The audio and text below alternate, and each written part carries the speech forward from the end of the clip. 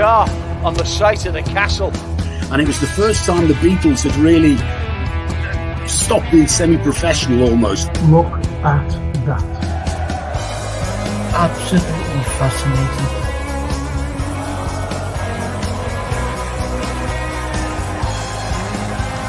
That's what you do. You buy these clothes that cost money and make a difference in it. But we never do that. Never complains, gets up, gets on with a smile on his face.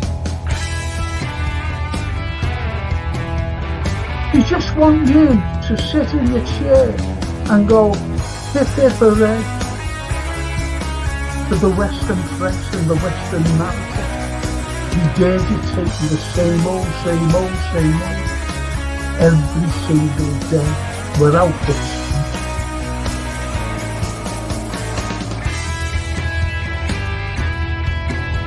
If you haven't seen it before,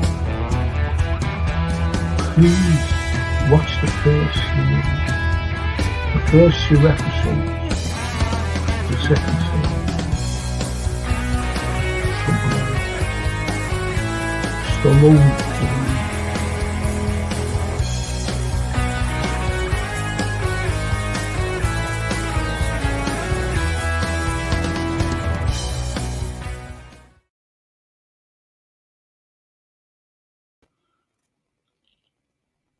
Oh, there.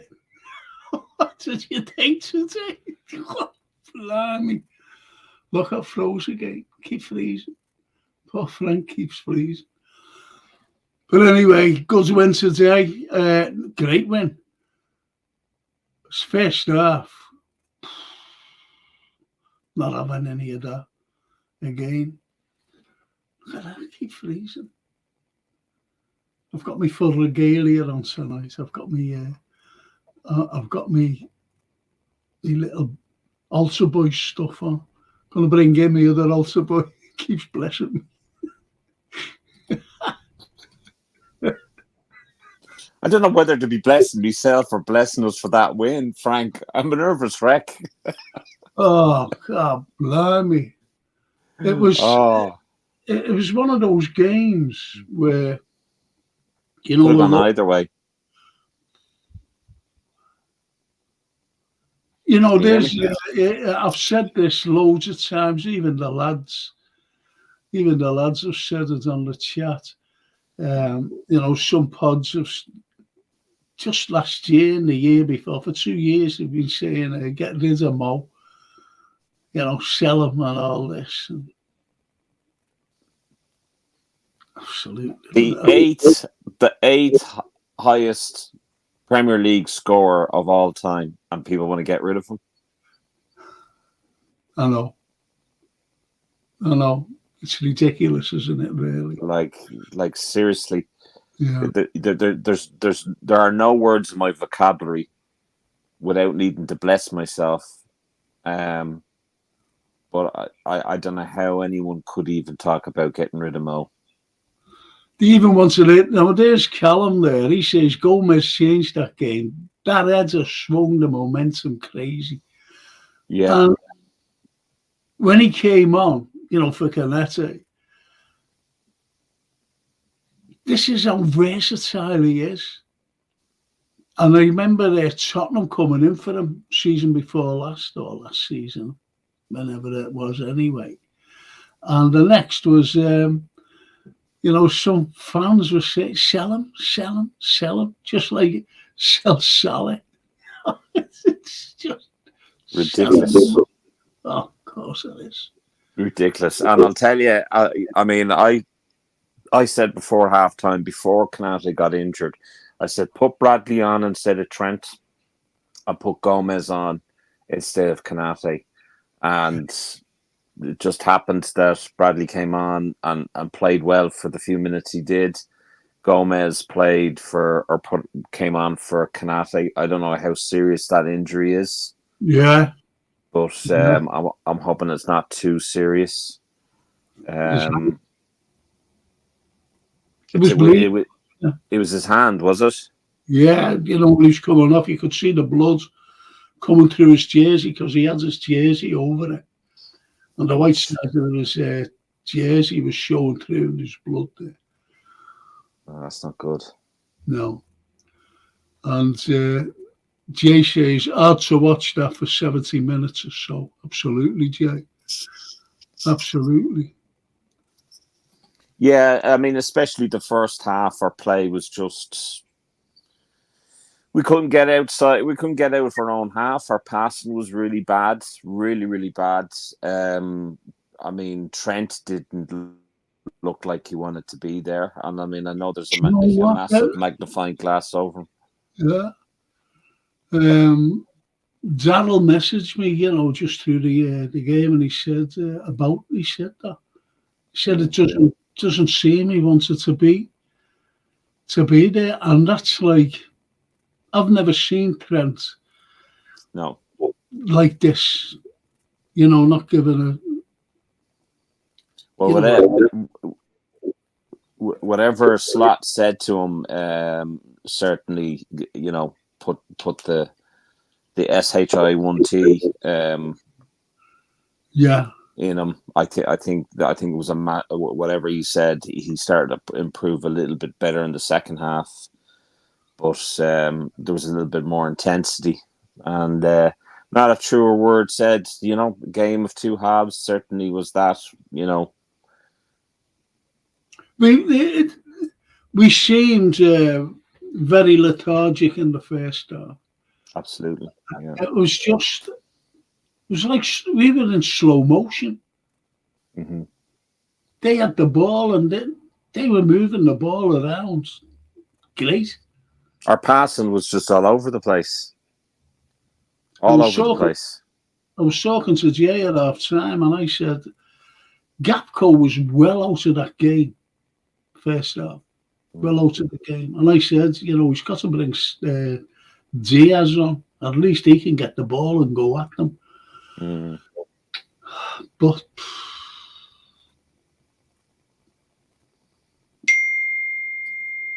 I'm getting a message. This is awful, this.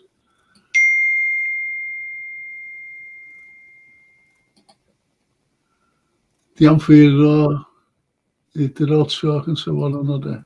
The Red Jury says, first half we were really poor. But I'm just made up we got the win, yeah. You need a bit of luck, and cheating. City got beat as well. They had plenty. It was, I mean, that's the icing on the cake.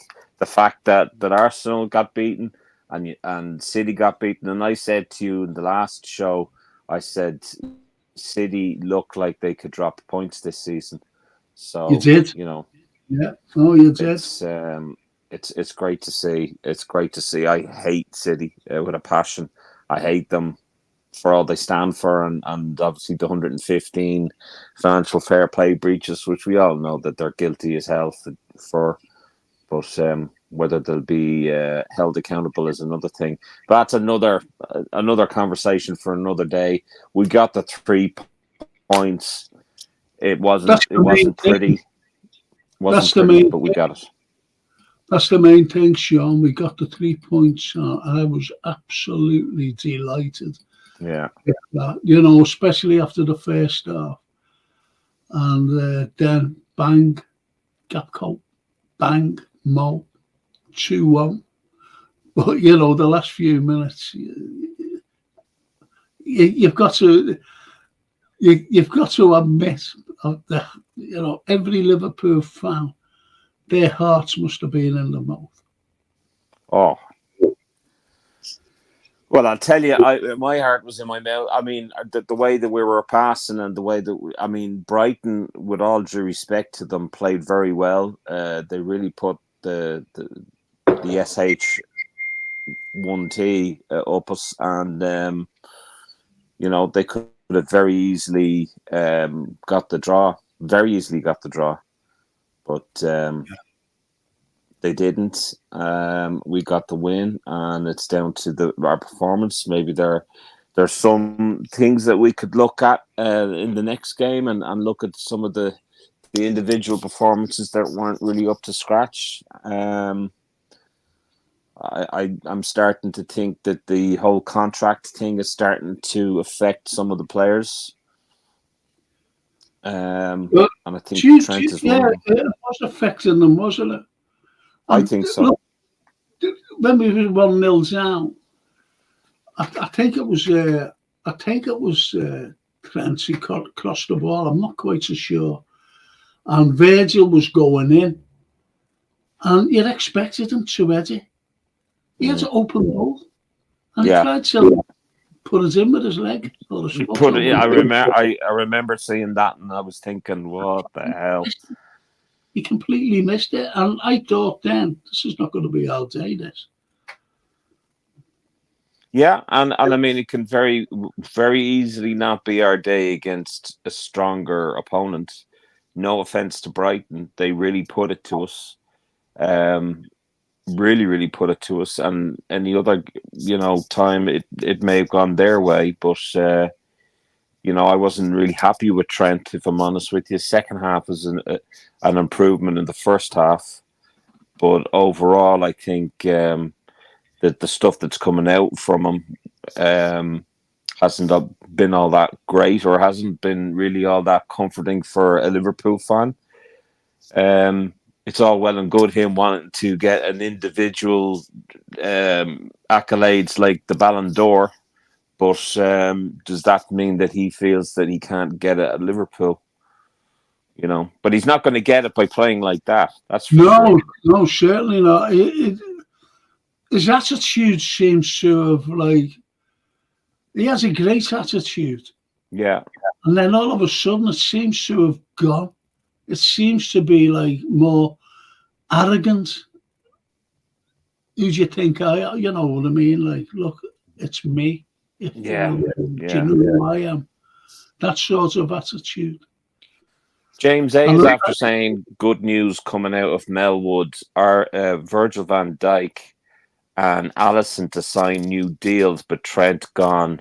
So 2 out of 3, not bad.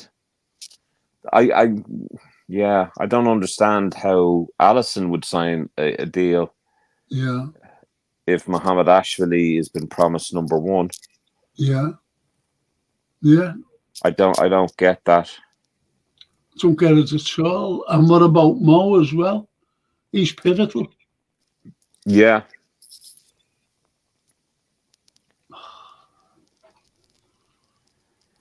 I think if they let Mo go, it's an absolute disgrace, because that guy is performing out of his socks of late, and it's a new lease of life that he's had with Slot.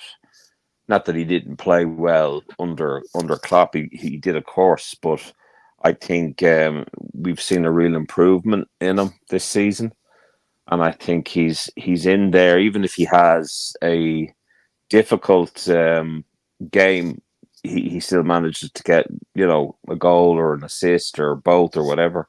But I think we need to sign him. We need to sign a contract with him. Of course we do. There's no two ways about it. Mo Salah's a match winner. No matter how you look at it, he's a match winner. Well, we've just seen today. We've just seen it today. Exactly. Callum says we played bad, but not as bad as Arsenal and City. Haven't seen them. And the next you say is Trent to PSG. He doesn't want to stay, in my opinion. Well, he's playing as though he doesn't want to stay. That's the point. That's his attitude. He's just loafing about. Look, I've never seen him pass so bad in all his career. What I've been watching. Yeah, his passing's been just not on form. Just not at the standard that Trent is usually at. Yeah. Which is very unusual for Trent. And James says, knew it would be a difficult game. That's why I called it 2-1 to us. But so happy City and deluded Arsenal lost. You'll never walk alone. The Anfield Roar. There's some comments up there, the Anfield, and I can't get them. Couldn't get to them for some reason. Something's wrong with my thing here. I'd be able to go through them if you want. But Red Rose says, I think he says hello, Frankie, you know, and so I couldn't, I can't get them, if you know what I mean. But anyway, he says, he's talking to Red J, pleased with the win, but we all need to talk about certain players in this lineup. I think we've got issues. Yeah. It's a comment there, isn't it? And I think Trent is one of them. Who? Trent. Oh, Trent is definitely one of them. And I think, you know, I mean, I can't but mention Núñez in the first half, where he got the ball from his own half and attacked Brighton and nearly scored an amazing goal. I thought, again, you saw Núñez really trying to kind of get into the game and even contribute to defending. I think Gravenberch was the exact same as well. Gravenberch came in. I don't really think that even Virgil had a good game. I think Canate... No. Timikas didn't have a great game. He was all over the place like a headless chicken. And Timikas plays well myself. I don't know. No, I don't think he did. I think some of the defensive errors were you know, on the left hand side, Frank, and he just didn't look all that comfortable. He may have played well in the second half, but certainly in the first half, I was like, we need to get him off. We need to put Gomez there and put Bradley on for Trent, and that was what I would have done. But Canate obviously forced the change. He forced the change, yeah. Yeah. What about Gravenberch? What did you think he played? Yeah, I think he had a steady enough game. I think he helped us out big time in some of the defensive issues that we were having. We just couldn't cope with Welbeck and that other signing or the new signing that they have. Yeah. He was the goal scorer today. Yeah. We couldn't. He's Turkish, isn't he? Yeah, Turkish lad. Yeah. So I think Gravenberch came in and was really showing a lot of leadership. I was really impressed with him, if I'm honest. Yeah. And as Callum says, the cops sucked the ball in the net against Forest. We needed that atmosphere.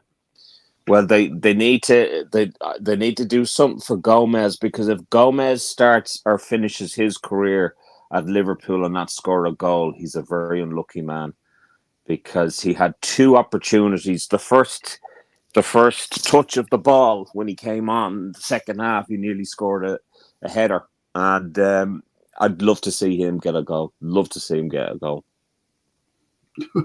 Yeah. Anyway, Brian says, get rid of him then. That's must be Trent. He is still playing for his boy club. If he wants to huff about Madrid, let him go for a free in January. Can't stand players like these. We have to stop this nonsense in the first place.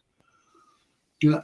Well, the nonsense starts with us, with letting players' contracts go down to the last 6 months. So we're our own worst enemy when it comes to that. We need to do our business and do our business. How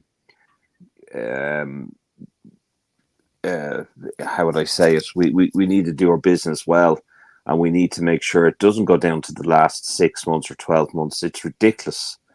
They should. I mean, your man Richard Hughes should be working on a load of contracts at this stage, and if he's not, what the hell is he doing? And no amount of David Ornstein articles and podcasts where he's saying that, you know, everyone in the circle or everyone in that profession thinks he's amazing. None of that is going to convince me otherwise. He has No. to do the job at Liverpool, Yeah. sign the contracts, get the contracts signed, sealed, and delivered before it goes into the last 24 months of their contract. None of this rubbish of leaving it to the 6 months or 5 months or 4 months. That's ridiculous. Carry on. Well, I It's remember unprofessional. getting the blame for all that. You know, why didn't Klopp do it? Why didn't Klopp? And they were blaming Klopp. It wasn't down to Klopp. Exactly.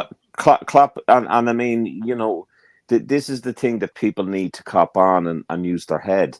Klopp, you know, was a head coach the same way as Slot. He had a little bit of say in terms of the players he brought in, the players, you know, that he wanted to keep. He wanted to keep Milner.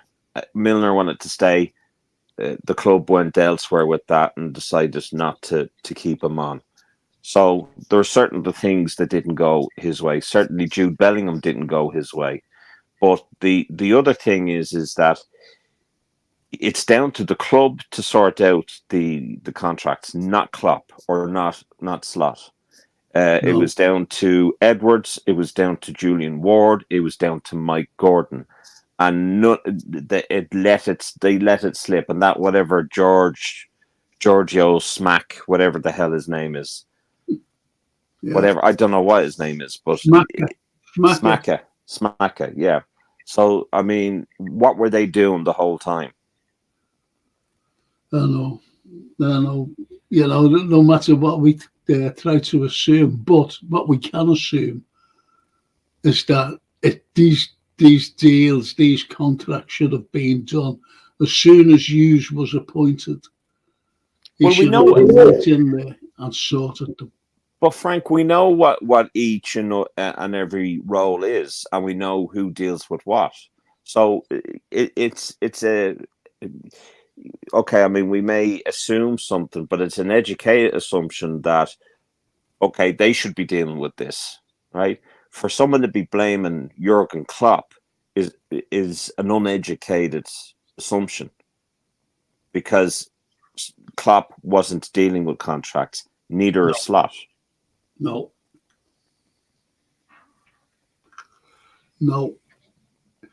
And as Jay says, they love coming to Anfield and try to play down the clock. There was lots of gameism and shit there. There was loads of it. Do you remember the second half? We had a throw in. Yeah. Second half, we had a throw in, and their player just fell down. And the next, you know, the referee stopped the game. And even I was saying, well, what's happening here? And that's exactly, you heard, well, you don't hear him, you can read his lips, Sloot, saying, what's happening? That was shocking, that was, and there was like a penalty incident on McAllister. Do you know when he went down, he was holding his chest, the foot was up by his face. You know, when he headed it, that header. And even that Mike, the commentators who I was listening to, said that should have been a penalty now.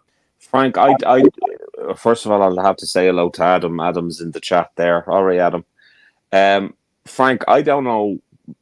I don't know what the referees or the officiating is doing at all anymore. I don't know what is deemed as a penalty anymore, because if they don't look at that for a high boot, showing the studs, and nearly decapitating McAllister, then I don't know what. I mean, I really don't know how they can't even look at that. I don't know why that they can't even look at it. And I mean, I know Brighton will say that they had some penalty appeals and what have you. And to be honest with you, I didn't really see them, but I did see the McAllister one, and 9 times out of 10, you may see you would probably see a penalty. Yeah. No, you're right. In my opinion, again, you know, these are just my opinions. I thought the referee was very poor again. You know, we get referees that are poor, and he was one of the poor ones. Yeah, he was. He was. There was lots of gamesmanship with Brighton. They were going down like flies, one fellow went down, Szoboszlai tackled him, he got the ball. And he was old in his, I don't know what he was fucking old and, but when he was old, older, there was nothing, I never seen him touch the lad. I never seen him touch the lad. And then, he went off. He was treated on the pitch. He went off. And then he was all right. He was running around. And that's terrible, man. That is terrible. It is. Absolutely. Absolutely. I know the referee can't, say anything while there. We can't run over to VAR every 2 minutes. But I want to ask the chat, if you don't mind, Frank. What did they think of Nunes' performance since Jota's been injured? That's what I want to ask. Because I actually, what did they think of Nunes' form or performance over the last couple of games since he started when Jota got injured? Well, he's been there. He's been tracking back, He's been there running all over the pitch, But one of the main thing we bought him for was to score goals. Yeah. He hasn't scored. But do you think that's down to a lack of his ability, or he's not a natural goal scorer? Because personally, I think he's played very well. He's been a workhorse, as Eminem has said, and as Adam has said. I personally think he's played very, very well. He's gone up. He's done his defensive duties, and he's in the thick of it. The thing about not scoring, I think that might have something to do with the style of football we're playing and the fact that we're not we're not delivering it to him. We're not giving him good service. Yeah. I think the way that we play from the wing, and it's very rare that we attack from the center, if you know what I mean. Well, when I was looking in the first half, I said to Jay when we were talking when he phoned me, I said, Salah seems to be getting starved at the ball. He hardly had the ball. Salah, yeah. Yeah, in the first half. And I was saying to Jay, something's got to change in the second half. But I did say to Jay, I said, I think we'll turn this around. And lucky enough, we did. We did turn it around. Just imagine not winning today at Anfield. Oh. And then those other results, going for us. Absolutely. It would have been an absolute shame. And the funny thing is I have a friend who is a Man City supporter, and we have a bit of banter online quite a lot. And he messaged me, "Oh, your team are losing," and I says, "Well, so are yours." And then when it came full time, I was like, well, I sent him a picture of the scoreboard, and obviously us winning. So he hasn't said anything since. So I mean, I'm just loving it. He hasn't said anything. Hasn't said a thing. So yeah, I'm loving it. Well, Brian says, at home to these teams, that first half was a disgrace. No excuses for that. The players need. There was no excuses for that. Players need to give their heads a wobble performing at home like that against anyone in the first half. No leadership, he says. There was no leadership. Well, I think, if you have a disjointed defence, which is what we had, it's very difficult to have the kind of play that we have, which is, building up from the back and that slot ball and that patient passing. Because if your defense is all over the place, then it's just going to end up in causing us more trouble. But I think not only our defense but our midfield wasn't great. I don't think McAllister had a very good game. McAllister was awful. I think McAllister had a really bad game. I think Slabbersly, not to be critical of him when he's not having a great time of it, but I don't think Slabbersly played all that great either. Gapco played all right. There were some crosses there into the box that were very dangerous. I like Gapco.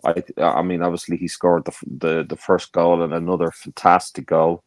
I think I thought Núñez was trying to lay claim to it, but it would have been nice to see Núñez getting his head to it. But I think Gapco played very well. But yeah, McAllister and Slabbersly not had a good game. No, totally agree there. But I expected more from Alexis McAllister. Yeah, so did I. I like the two of them. If I'm honest with you, Frank, I like the two of them. I think that they have massive potential. I mean, Jones played all right as well. And then, as you say, he's talking to Anfield Road. We can all see the issues. Let's hope greedy J.S., John Henry, obviously, gives Sloot the tools and the players he needs. What do you think of that comment? I put up a post there on Adam Naylor LFC, our Facebook page, and shared it with another group. And it was something about FSG and holding back the club and what have you. And someone responded, "Oh, but they saved us from administration."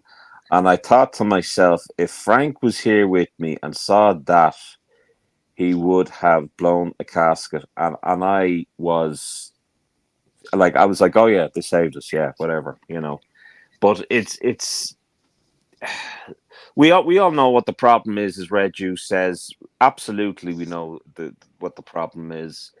But unfortunately, there are fans out there that are afraid to mention all of this because they don't want to be, criticized as being a plastic, criticized as being, I don't know, told to go support their local team or Chelsea or City or whatever. That we're doing things the right way and that we're investing cleverly and we're not, putting ourselves in danger of administration and all this shite. We know John W. Henry, we know FSG, we know exactly how they do business. We know that we're not going to get the investment that we need in January. We know that we're not going to sign anyone in January. If we get some of these contracts over the line in January, you'll hear the spiel that you've said, Frank. Oh, they're like a new player. They're like a new signing. And that's what I think it'll come down to. I really do. But you think all three of them will sign contracts? Yeah. I don't. Yeah. Because they see Trent, they wouldn't give him away for free. They see Trent with big dollar signs over his head. But the point with Trent, he's got to start playing to the level he's been playing with for years. Well, I think his head has been turned, and I think he's been a little bit distracted by the whole contract thing. I think for anyone to turn around and say, these players aren't distracted by contracts, that's a load of baloney. They're human at the end of the day. they want a bit of security and stability. And I know most footballers that play at that level, have financial security for the rest of their lives and the generations after them. But I think the whole contract thing is affecting some of the players. I think you see Salah playing out of his socks and, getting important goals and wanting to break records and what have you. You see a little bit of a dip in form with Virgil. And you see Trent not performing all that well over the last maybe 2 or 3 games. So what's the remedy there then? Is there any remedy? Well, the remedy would have been to resolve the contracts, 12 or 24 months ago. Exactly. So the remedy is long overdue and long gone by its sell-by date. Now you just look at what they are looking for, talk to their agents, and get the goddamn thing sorted.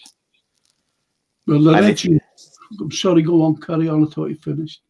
No. I that's all I've got to say on it, Frank. Really. Well, the Reggie was talking to the Anfield Road. He says we can all see the issues. Let's show greedy JH give Slot the tools he needs. The players, that is. The tools are the players, but we've got to sign quality ones. And we know that our owners do not like spending money, if you know what I mean, especially big money for big players. Yeah, well, I mean, here's the thing, right? And if you like, when I was doing Fenway, we come out to pay. And when I was on Twitter, I made the comment about the average net spend being very low, right? Yeah. And James Pearce, he doesn't like anyone questioning what he has to say about anything. He gives abuse and he then blocks you or whatever. But Liverpool won a game, and he says, "Where are the net spend boys now?" 7 or 8 years later, after I questioned, or after a few people had questioned the investment in the club, the transfer windows, the net spend per window, James Pearce was making the same argument that they don't invest in the squad and that the net spend is low. So, he'd left the Fenway Echo, the Liverpool Echo at the time, and he's now with the Athletic, and now he's mentioning the net spend. Yeah. So, like, we all know that FSG don't invest. We have this sell to buy policy. Klopp mentioned it several times and was frustrated the amount of times that he was asked about it. Yeah. To the point where he says, we don't have money to buy forwards, and at the time we didn't need to buy forwards, we need to buy a defensive midfielder. So, like, the writing has been so much on the wall, and if people aren't waking up and smelling the coffee, then I really worry about you. I really worry about you. Well, there's, you're saying that about Klopp, that we needed a defensive midfielder, which is so, and we still need a defensive midfielder. We still need a defensive midfielder now. That sums up the owners. Absolutely. It sums them up perfectly. Brian says, middle of the park, far too easy to get right through. We were ran all over the place. We were ran ragged. And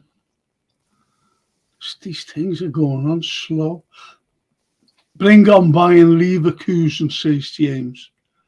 It'll be interesting to see who he plays. That'll be a very interesting game. Very interesting game. Apparently, Foden was an inch away from equalising, says Callum. For City, that is. Wow. I wouldn't be surprised. Good news coming out of Melwood. Virgil and Alisson to sign new deals, but Trent gone. So 2 out of 3, not bad. Well, I'd imagine that the news wouldn't be coming out of Melwood, it'd be coming out of Kirby, the AXA. Well, it would have been better if Mo was signing a contract. Yeah. As I said, he's pivotal to the team. Absolutely.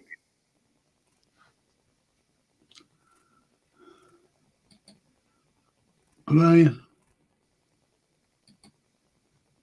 He says, but I think this win will give us energy moving forward over the Xmas period. Well, we haven't made it easy for ourselves. Like, I mean, that was a difficult game, you know. So,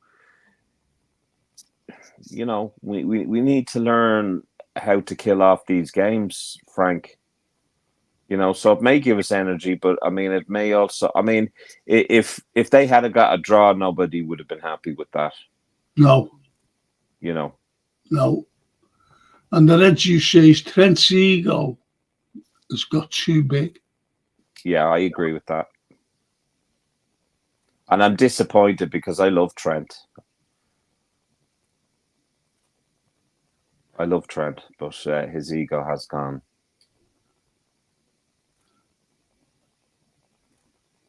If he'd be a criminal, he'd be narcissistic, wouldn't he? That's what they say about people with attitudes. Absolutely. But he has got a bad attitude at the moment. But I'd defend him. Everybody can see his attitude. But is it right to hang, drawn and quarter him? But you don't, well, no, obviously not. And I mean, like, I got slated for defending Kwanzaa there the other day. They were saying, oh, well, you know, if it was Jones, you know, you'd be all slating him for making, errors and what have you. And I'm like, well, no, I wouldn't actually. I don't believe in attacking or giving anyone online abuse. And someone mentioned, I'll try and say this as tactful as possible because it's a rather sensitive issue with Kwanzaa. But there was a thing online that had come up about Kwanzaa that wasn't very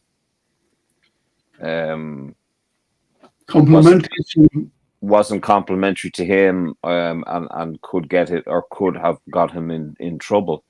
But I think there is a slight twist to it, and without knowing the full facts, I think someone very easily could say something that wouldn't be right. So that's why I'll say no more about it. But someone had mentioned that as if that's a reason to give, you know, someone abuse for a defensive error. Yeah. Yeah. You know, it's different about their character if they do something untoward or something wrong or something that affects or upsets or causes bodily harm on someone else. Absolutely, you can say what you like and whatever, but as far as I'm aware, he hasn't done any of that. Well, Jay says, I read today Arnold has gone in January for 42 million. Not at the end of the season. That's in January. Yeah, well, you wouldn't know. Well, that's the only time we can get money for him, isn't it? Is in January. Yeah. Unless they wait until the end of the season, which I'd imagine the majority of clubs would do. Well, if he gets a buyout clause, whatever, it'll exceed that 50 million. It will exceed it. Well, I mean, it's absolutely shocking that we're even talking about this and that we found ourselves in this situation, because to even talk about losing Trent in January for 40 million is about 100 million less than what we should be getting for him. Yeah. We should be getting at least 140 million for a player of that caliber. But then if we are to lose him in January and not replace or not get a player in or not have any signing in January, that's an out-and-out disgrace. Well, we always thought that it was a disgrace that we never bought in the summer. Yeah. And we won't give a toss if we don't buy anyone. But I really believe, look, there's big dollar signs over Trent, big dollar signs. I think he will sell a contract because you can always break your contract.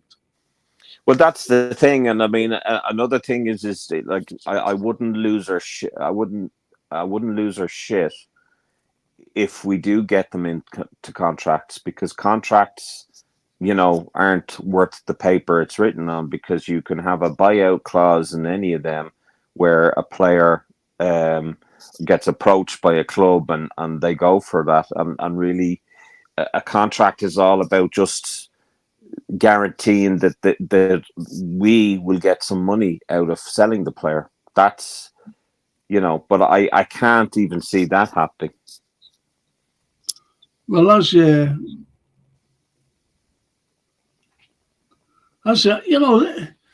when we look at things, it's great when we look at things and we try to give our opinions about them.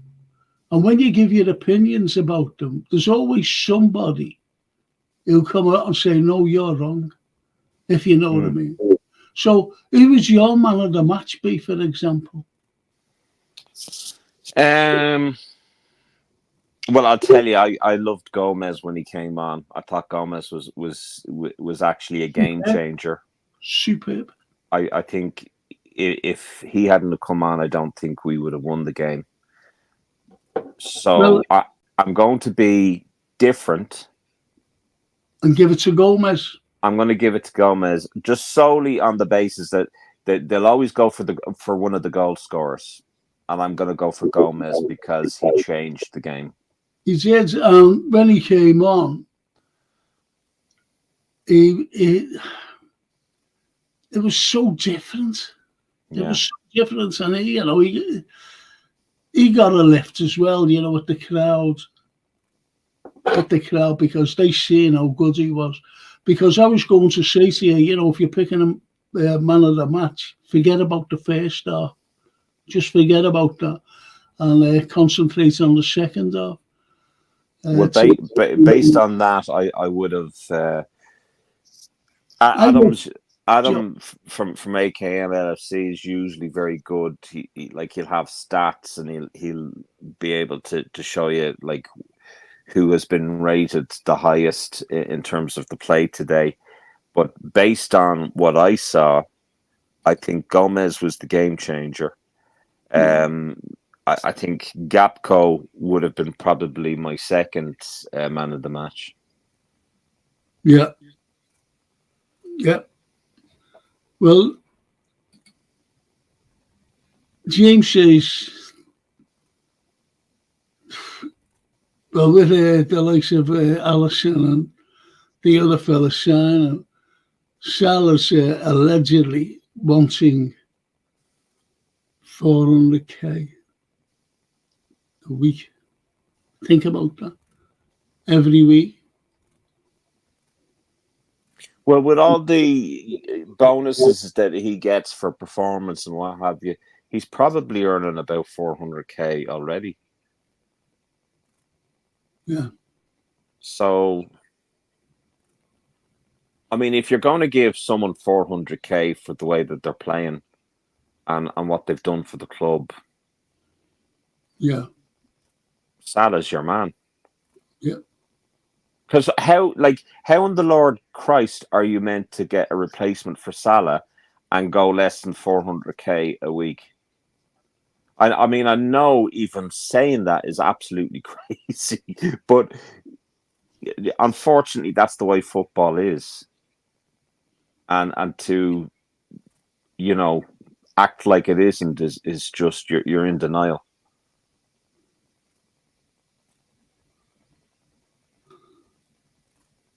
That's what I think, anyway.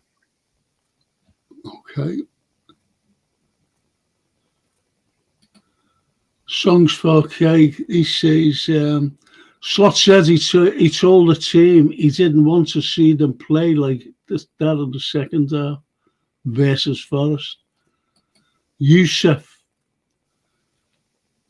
Glasby turns it around, sick of the sight of these seagulls who turn up into Prime Madrid against us. That's a good comment. Jones getting the ball to Salah early was missing from the second half. Grav and Mack struggled. I said, this is what I said to GA. The last few games, Gravenberch hasn't played that well. You know, the way he has been, you know, getting the ball, going through and carrying the ball with him. Hasn't been doing that. I think Grav played well today. I don't think Virgil had a particularly great game. I don't think Tsimikas had. And then when Gomez came on, I think he dominated the defence. I think if it hadn't been for a few toe pokes away, a few clearances, and even a few clearances that Jones went and made, I think we could have easily have lost that game. So, you know, he may not have played as well as he has, but again, that's down to the rest of the team.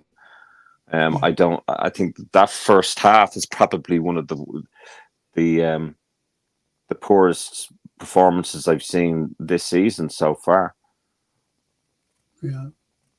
Well, as Ian Mack, he's been in the game, and he said, all right, boys, just back from Anfield, I'm knackered. Shocking first half from us, but second half, such a difference. Energy, pressing, fight, and the crowds were brilliant. They were, actually. Exactly what we needed.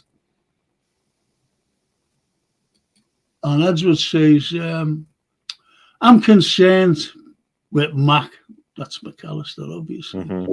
Seems to go missing in games, but we won today and are top of the league. But I'd go for Gomez being man of the match. Because you'd go for Gomez too, would you? Yeah, because, you know, I think one of the lads at the beginning said he changed the game. I think it was Cal. He changed the game. And Ian Mack thought the subs helped massively there today. The changes just give us that freshness. Great weekend results-wise. Get in. Exactly, Ian. Get in. Frank, I have to go jading away to golf, go to the golf range. Listen, I'm delighted about today. We are top of the league, coming from behind, despite my previous comments, and that's that. Enjoy the lads. Don't ever be afraid of your past comments. That's what you're there for. Absolutely. You want to get us out of your system, and it'll be read out. Never apologise. Good comments. Comments. This fucking thing. Do you know, Frank, that I can actually highlight some of these and put the comments on stage here for you? So if you're having any difficulty, I can do it for you. Yeah, it's mad, you know. I don't know what's wrong. Is it the mouse, is it? I keep freezing. No, I'm frozen there now. You're frozen there. Yeah. There you go. That'll be your new book cover. Well, what it does, it puts me off. Now I'm frozen there, look. I'm like this. Looks like he's about to save a penalty there, Frank. That's what I mean, you know. It's just...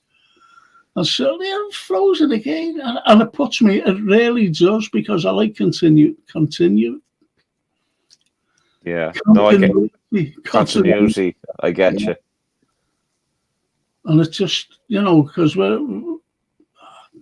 doesn't matter. We had issues like that before, though, on AKM LFC, and like there was a massive echo, and like the volume was really bad. I was an absolute dreadful stream once, but we eventually got it sorted. But I get what you're saying. It throws people off, or throws me off anyway. Joe Gomez outstanding as well. See, I don't like looking at the camera. Like this, I should be looking at that camera. But what you've got, these reflect on me. My glasses, this is the monitors. The monitors here, they're reflecting on my glasses, and it's hitting my eyes at the same time. The camera loves you, Frank. The camera loves you. So, they're frozen. So I'm looking at you, I look at the guests. That's why I'm looking down all the time and trying to read, these, that's... The only thing that is annoying me now is Stevie G is trying to appear. I have a big canvas of Stevie G right here. It's always flashing, it is. It's always flashing, yeah. And you see, I'm on my phone, so that's why it's like portrait, not like landscape. So I'll have to go onto the laptop at some stage. The Liverpool Connection podcast on ATX Reds Press. News coming out of Melwood. Top of the league today, lads. Let's enjoy it. We're always enjoying it. We're always enjoying it. And Ian Maxey's Mo was first class. That second half. What a player. We have got to get the renewal sorted. He is irreplaceable, to be honest. World class. See it.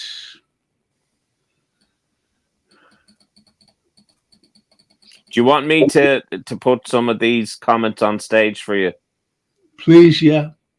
Okay, so it's killing me arm as well. You know where I've got that thing? Because I'm in constant pain all the time. But anyway, I'm trying to put something on stage here. Okay, well, Song says Kent was pretty good defensively today against tough opponents, but slack in possession. Now, you see the diversity of what we talk about. Absolutely. We're saying that Trent isn't like the usual Trent. And yet, Song says he was pretty good defensively, but slack in possession. And he was slack in possession, let's be honest. He was, but I'm not too sure whether he was all that good in defence either. Songs for K, and I respect 100% your opinion, and you're right to have one.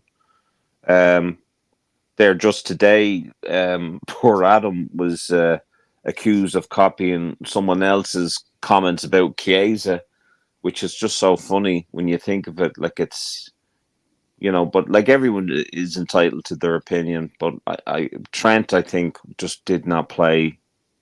He was good in some parts, but most of it, I don't think he played all that well.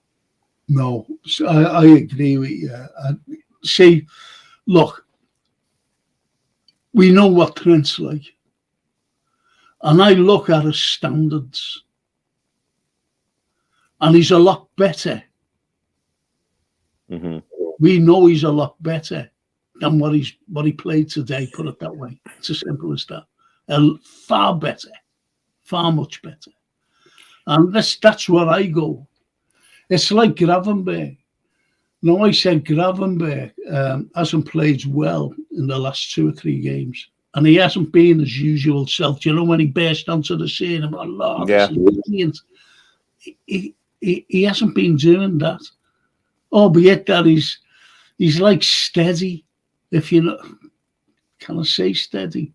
Yes, just steady. He hasn't been like his normal self when he, as I said, when he first burst onto the scene and look at what he's doing. He's brilliant. And he's just lacked that confidence, I think.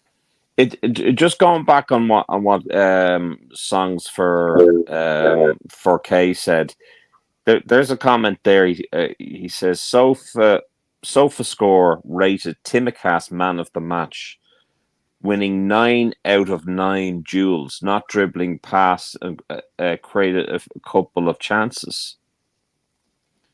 Now, like that's funny when when you have stats like that, you can't really argue because like okay, he's won 9 out of 9 duels.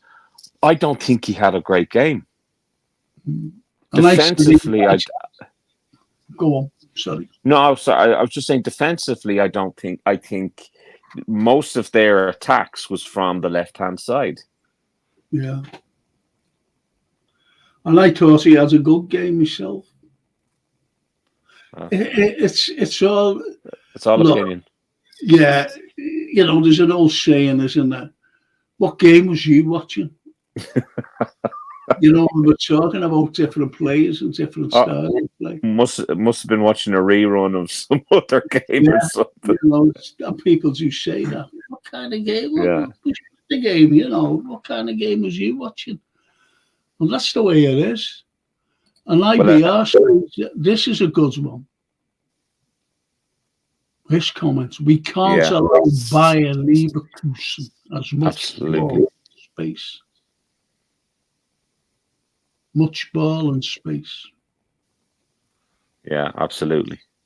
They're good, They are, yeah, and I mean they're not going to be a walkover. No, no, certainly not. Not these Germans. No. And with Xabi in charge as well. Should be fun. It'd be a very difficult game. And 2 out of 3 ain't says Meatloaf. Ain't bad, says Meatloaf. Anyway, Leverkusen songs for K. Leverkusen could roast that midfield unless Slot makes changes. The last 3 games should be a lesson. That's a very good point. Yeah, but what changes can he make? He can't make any. Yeah. He really cannot make any. That's the problem. No. I think the only fit midfielder. All right, you've got the kids. Jones, Morton. I'm talking about the likes of Morton. Yeah. You've got that. But there's only Jones there, you could say, well, okay, bring him in.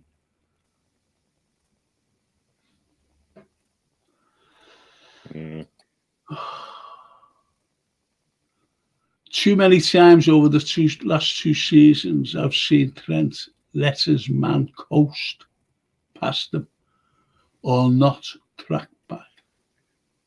Yeah, I mean, it was even in the commentary there today in today's game. He's just walking back, not making the effort. Yeah.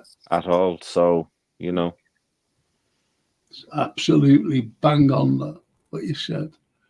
LFC didn't want to make the offer to get it done one way and another 12 months ago. Say songs for. I'm not too sure about the validity of that comment. I don't know how you could say that Liverpool did not want to tie down 3 of the most important players in the club. See, there's a new regime in. And really, is there though, Frank? Is there? Go on. No, but is there a new regime? We've got a head coach. Yeah. Okay, a new head coach. We've got a new backroom staff, right? Edwards has come back. Julian Ward Hughes has come back. Julian Ward is there, right? That's it.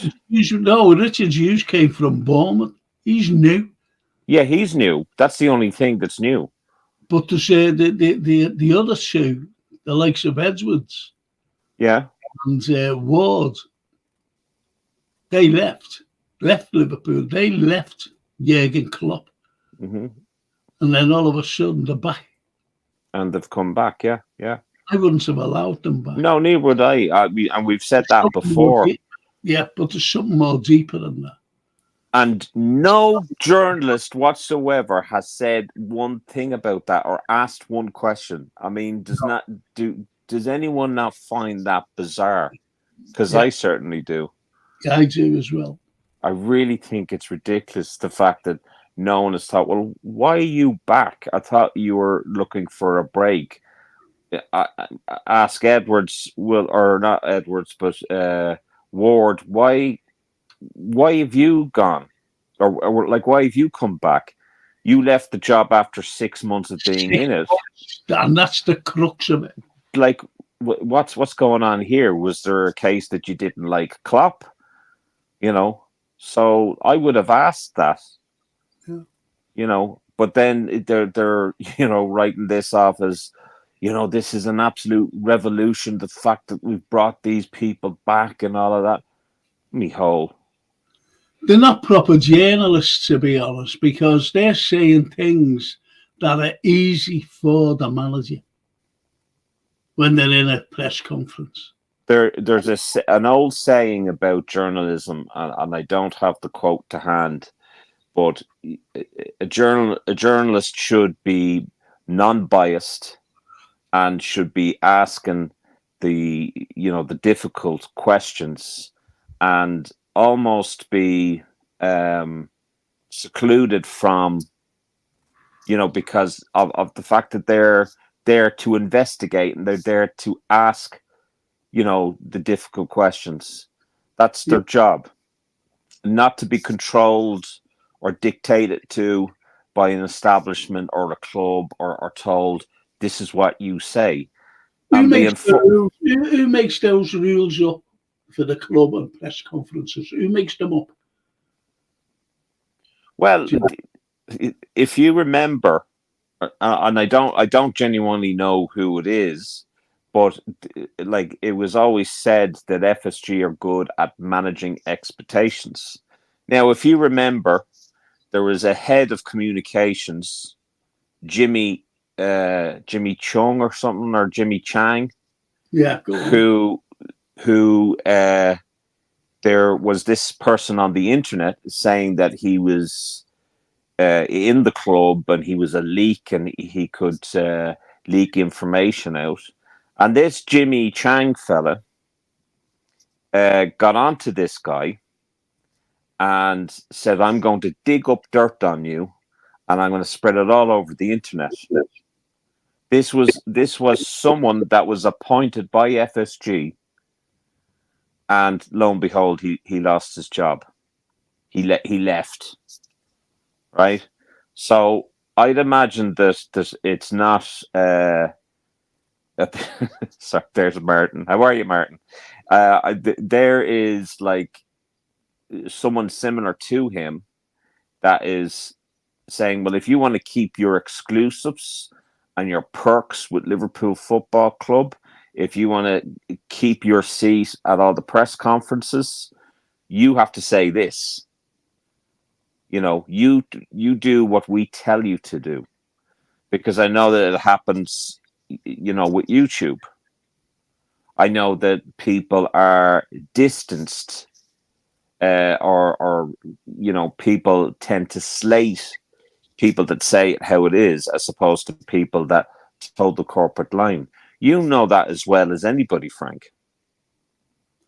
Well, toe the line. Anyway, you've got this one here, and this is a cracking little comment. Like your opinion on this. Ian Mack. FSG will snap Madrid's hands off if they bid for Trent in January simply to pocket some money rather than him going for free next June. That's my worry Yeah. That's my worry. And as I said, I keep saying that, there's a big sign there, a big dollar sign over Trent said. He's young, he's dynamic, great talent. We know that Real Madrid would love him. We know this. And that's why he will be given a contract. Because I hate repeating myself, but I have to. Contracts are there to be broken. We know that. Mm-hmm. And I think they'll give him a sell-on clause as well, if you know what I mean. And so he'll go. He'll go because we're seeing what's happening. There's too many, I hate rumours, but there's too many of them to ignore about him leaving. And we're seeing his attitude. I'd love Trent to stay. He's a Scouser. Yeah, exactly. Exactly, he is. But of course, FSG want to bite the hand of Real Madrid to come in January. But I mean, if you were Real Madrid, would you not wait until the summer? Well, he can't play in the Champions League. That's why he will go in the summer, because he's playing in the Champions League. Yeah. Oh, you can play now, can't you? I believe. Really? Yeah, you can play. Yeah, you can play. So someone said on the chat, because I said that. Well, he won't go because he wants to play in the Champions League, until someone turned around and said, "Oh, that's changed now. You can play. You can go from one club who's playing in the Champions League to another." That's playing. I didn't know that. I thought that once you've played in the Champions League this season, that you won't be able to play then for another club. Yeah, same as me. I said that myself. Yeah. I said that until someone on the chat said, "No, it's all changed." Okay. Well, that changes things, but not much. I mean, I can't imagine Real Madrid wanting to spend any money for a player that they can get free in the summer. Yeah. Yeah. The reason being, Real Madrid, 42 million, their right backs, their right back out for the season, and his understudy has been awful. But as I said, I read it today online, says Jay. Yeah, well, I mean, I suppose with that in mind, that maybe they will make the signing. But like, I mean, I wouldn't be. To me, losing Trent in January is worse than losing Trent in the summer. Yeah, because no matter what money we take, or lack of money we get, like if we. Sorry, let me rephrase that. So if we get money for him in January, it's not even a third of what we should be getting for a player of his caliber. That's the first thing. So anyone parading and saying that this is excellent business if we get rid of him in January and get money, I'm sorry, but usually I respect everyone's right to have an opinion, but you're gobshites if you think that that's good business. I think if we lose him, obviously in the summer for nothing, that's worse business. Yep, absolutely. But to lose him in January and then not replace him, dreadful. Well, Song says Virgil was the only player who played two good halves. And IBR. I agree, Virgil is easily our most consistent player. And Ian Mack, he says, Ali signs a new 5-year deal in 2021 with an extension option in the contract for a further 12 months to take him up to 2027. I can't see him staying at the club if Mohamed Ashvili has been promised the number one spot. Yeah. That guy is going to come into the club next summer wanting to be number one. It's not that. It's not only that. But Ali, as we know, and I don't like saying it, but I have to say it, Yeah, is injury prone. he is now. Yeah, He's injury prone. yeah. Over the last two seasons, he's injury prone. Yeah. But we like injury prone players, though, don't we? You know, we've got a tradition for injury prone players. Absolutely. You've only got to look at Arthur Mello. Arthur. Right? You've only got to look at Federico Chiesa. What a player! Like, I mean, the fact that Slot said, you know, it's touch and go with him. Anytime he gets fit, he then gets injured again. What the hell does that say about the signing we've made? What the hell does that say? I mean, come on.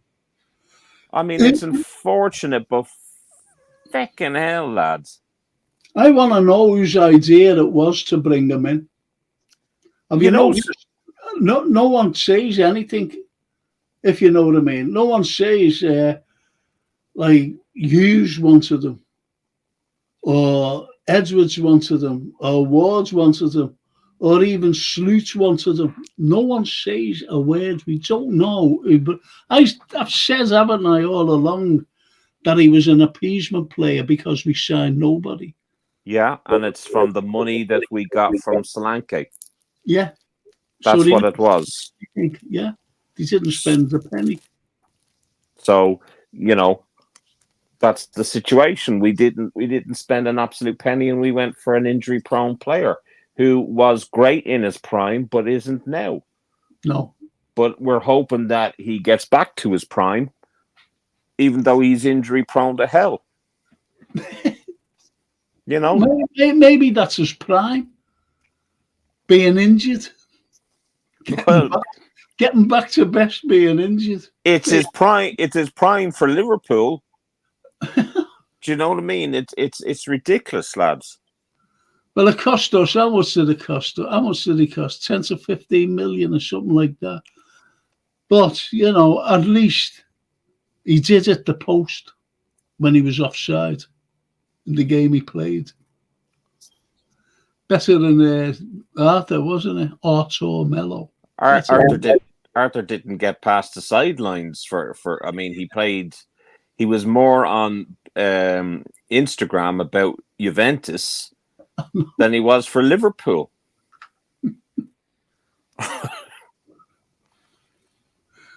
What a waste. What about this by IBR? We could have easily conceded 3 today. We could have. Easy. We could have. Callum. Gomez, man of the match. Yeah. And I give it that. Let's see.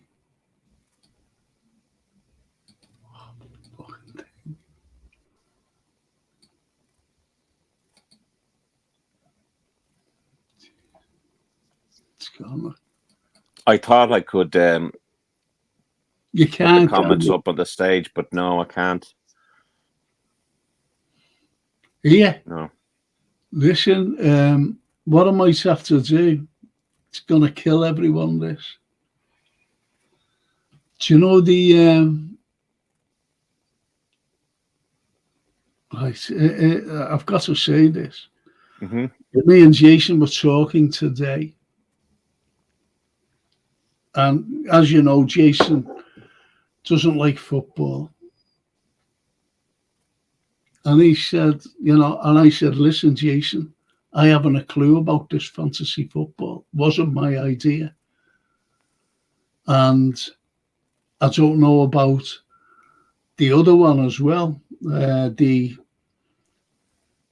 Champions League fantasy. So what we might have to do is cancel the first half of the season and do the second half. Can you come out with it? Can you do it? Can I cancel it? No, we just cancel it anyway. not bothered about that, but can you put a fantasy football with codes in and that? Can you do that? You? Can I put a code or can I create one? Create one. Can you create for both the Champions League? We'll cancel. I think there'll be a lot of fellas up there, you know, saying because we can't do anything. I can create one for the Premier League because I don't have the Champions League one. Well, try. Okay. I still want to give that, you know,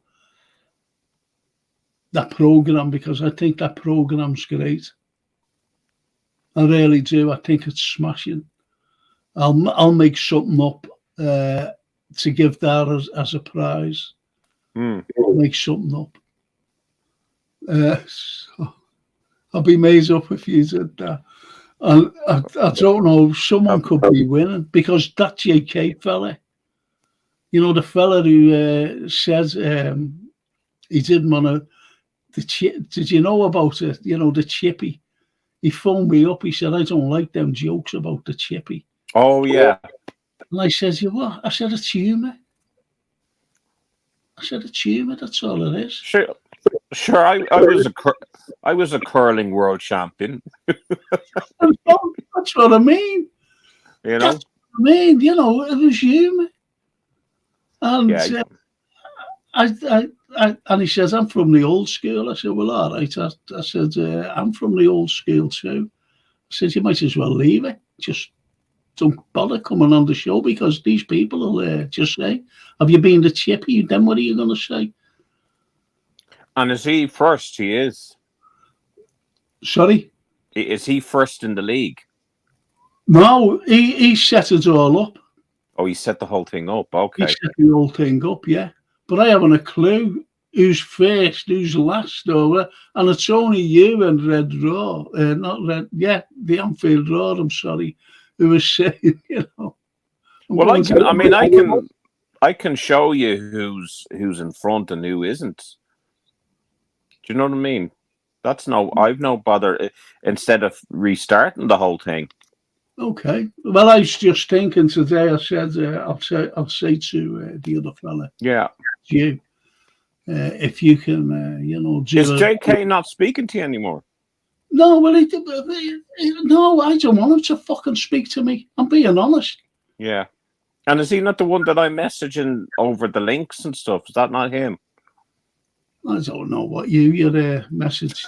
No, you mean Jason? Jason. Yeah, Jason sent you a link or something. Right, so that's Jason. About, you know, being the admin.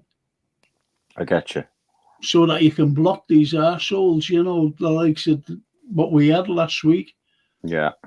You know, the trolls. I'm a ghost fella. Yeah.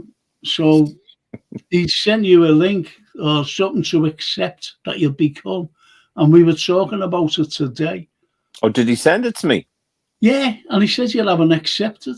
He said that he sent you a message saying, look, I've sent you this thing. And you got back to him saying, is this you? And he said, yeah. Oh, I thought, okay, so I meant to accept that. Yeah. Oh, okay, because I messaged him and I said, is that from you? He said, yeah, sorry, I sent that to the wrong person or something. I thought that's what he said. No, so just accept it because it's still pending. It's still pending, you see. All right, okay. Yeah, no, I'll accept that. So I didn't know that made me mod or admin. See, I think you'll block, you know, the people who were winning. I'll be blocking the lot of them, yeah. I'll be kicking them out. I'll be like, off you go. Sean's number one. Exactly. There's me watch. I've got me watch. Oh, that's funny. And as Callum says, you know, about the man of the match being Gomez, Ian says, yep, great. Callum Gomez, good shout there for the man of the match. Thought Mo was top as well. That second half offensively and defensively tracking back. Yeah. And he scored the goal. But why I picked Gomez was he came in when we needed him. Absolutely. And that's why, I love Mo Salah.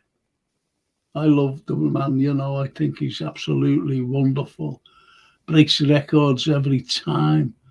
And but he came on and stole the show. It's like watching a film where, you see the major star of the film, but there's someone in the background who steals the film. Know what I mean? Absolutely. That's only like, I know my analogy is go to films or something, But anyway, that's the way I look at it. McAllister is a good player, but he's not world class. He's IBR. I thought he was average today. He's a World Cup winner, so you can't really say he's not world class. He had a bad game. Yeah. He's having a bad run of it. Good evening, gents. Proud as always with our boys at the overall performance. That stops. I think it. Never mind that, Tsimikas and Trent were severely tested in defence. It was Trent who was off in possession, says the Songs. And Jones supplied the early ball. Salah. I was saying that. Salah was starved in the second half. It was shocking. Anyway, I think the Song's absolutely spot on there. Try and get through these. Let's get right down. I think Gomez should play left back against quicker opposition, as Costas and Robbo are not able to cope against quicker wages. Absolutely. Wingers, not wages, wingers. Quicker wingers. Try to say that with a mouthful. No, quicker wingers.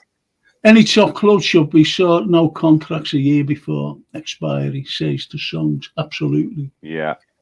Martin Mason, again, resident Siano in the house. Martin taking the piss. It's a good lad. It's up to the club to convene talks to scope out terms for the deal. Yeah. You're right there, Songs. Robbie Fowler, 163 Premier League goals. Mo Salah, 164 Premier League goals. And still no contract. An absolute top comment to make and an absolute shame. Oh, I can't wait to see this one here down here. A player's agent can either propose terms or decline talks, says the Songs. Love this one. Isn't Hughes the one with the Italian contacts? Oh, of course he is. Yeah. Yeah. If you believe everything this David Ornstein writes about him. Yeah. And he is. So he's got this Chiesa. But I said, honestly, we're in November, don't forget. And I said when we signed him in August, it was August, I said, this lad is injury prone. And some were saying, we've got to give him a chance. We're in November, are we still giving him a chance? It's getting to the stage, where like it's no longer a coincidence that these players that we're selling or these players that we're buying are all on the medics table within a month of them signing with us. Arthur Mello. I mean, not Chiesa. Dreadful. Yep. Dreadfully injury prone. I said it, right from the start, that's it. I said I wouldn't have gone for him. The only Italian I wanted was Calafiori or Bastoni, because I know them from the Azzurri, the Italian squad. No Hyde, 72. Salah whispered to Ian Rush ears earlier, "I'm coming for you," for his record. Hopefully, I mean, he has time, and hopefully he's given a contract to beat all these records. Records are meant to be beaten. Yeah. And the Red Jew, the one I was annoyed about, the Chippy, was he German? I remember. I'll tell you another thing. I'll tell you another thing, Sean. Yeah. Right. If you had one of these strange names, like Red Jew, for example, right? Like Red Jew, and you and me guest, you're every week, right? Yeah. And you had no, no face. You never ever showed your face. Yeah. Now, I'm not being funny, and I was calling you Red Jew all the time, Red Jew, or MNX, MNX, not Red Jew, MNX. Would you have turned around to me, like privately, and said, "Listen, my name's Sean"? Of course I would have, yeah. He never ever told me his name, Yeah, no, I mean, like... And he never ever showed his face. Yeah. And that annoyed me, but I never ever said anything. I never ever said anything about, what's your name? You might like the comment that's just after arriving there. I'll go see the one at the bottom. I'll have to go right down now. Miss these ones out.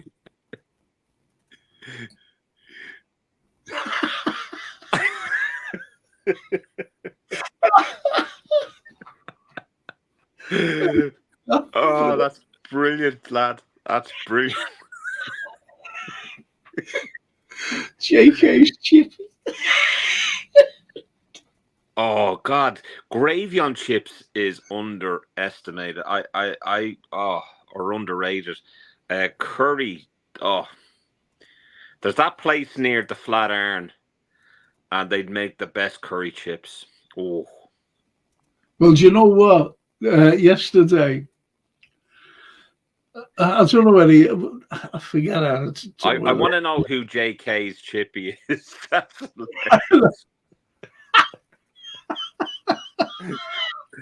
That's very funny. That's what I mean. That's but what it's I a mean. Bit of banter. I mean, like, as long as you're working and you're paying your taxes, doesn't matter what you're doing. Do you know what I mean? Yeah. So I don't know whether it's like, I remember JK. I remember that show where he was getting a little annoyed, and I didn't know where to look, to be honest with you. And I felt I'd love to have had a quiet word with him and just said, "Look, take it on the chin, mate. It's a bit of a laugh. Like, people take the piss out of me all the time, and I take the piss out of myself all the time." Yeah, me too. I mean, someone said to me there the other day, it's great to have a mature conversation with you, Sean, or mature dialogue with you for once, Sean. I was like, what does that mean? Do I know you? Oh no, just from watching you like on YouTube on AKM LFC, and he mentioned Cop Talk. I says, well, if you've seen me on Cop Talk, that was on Saturday night streaming, as Dunk used to call it, where we had drinks and we were talking about everything else but football, and we were joking. And, then we have a little bit of banter, myself, Martin, and Adam on AKM LFC, because the end of the day, it's football. That's what it's about. That's what it's about, football. And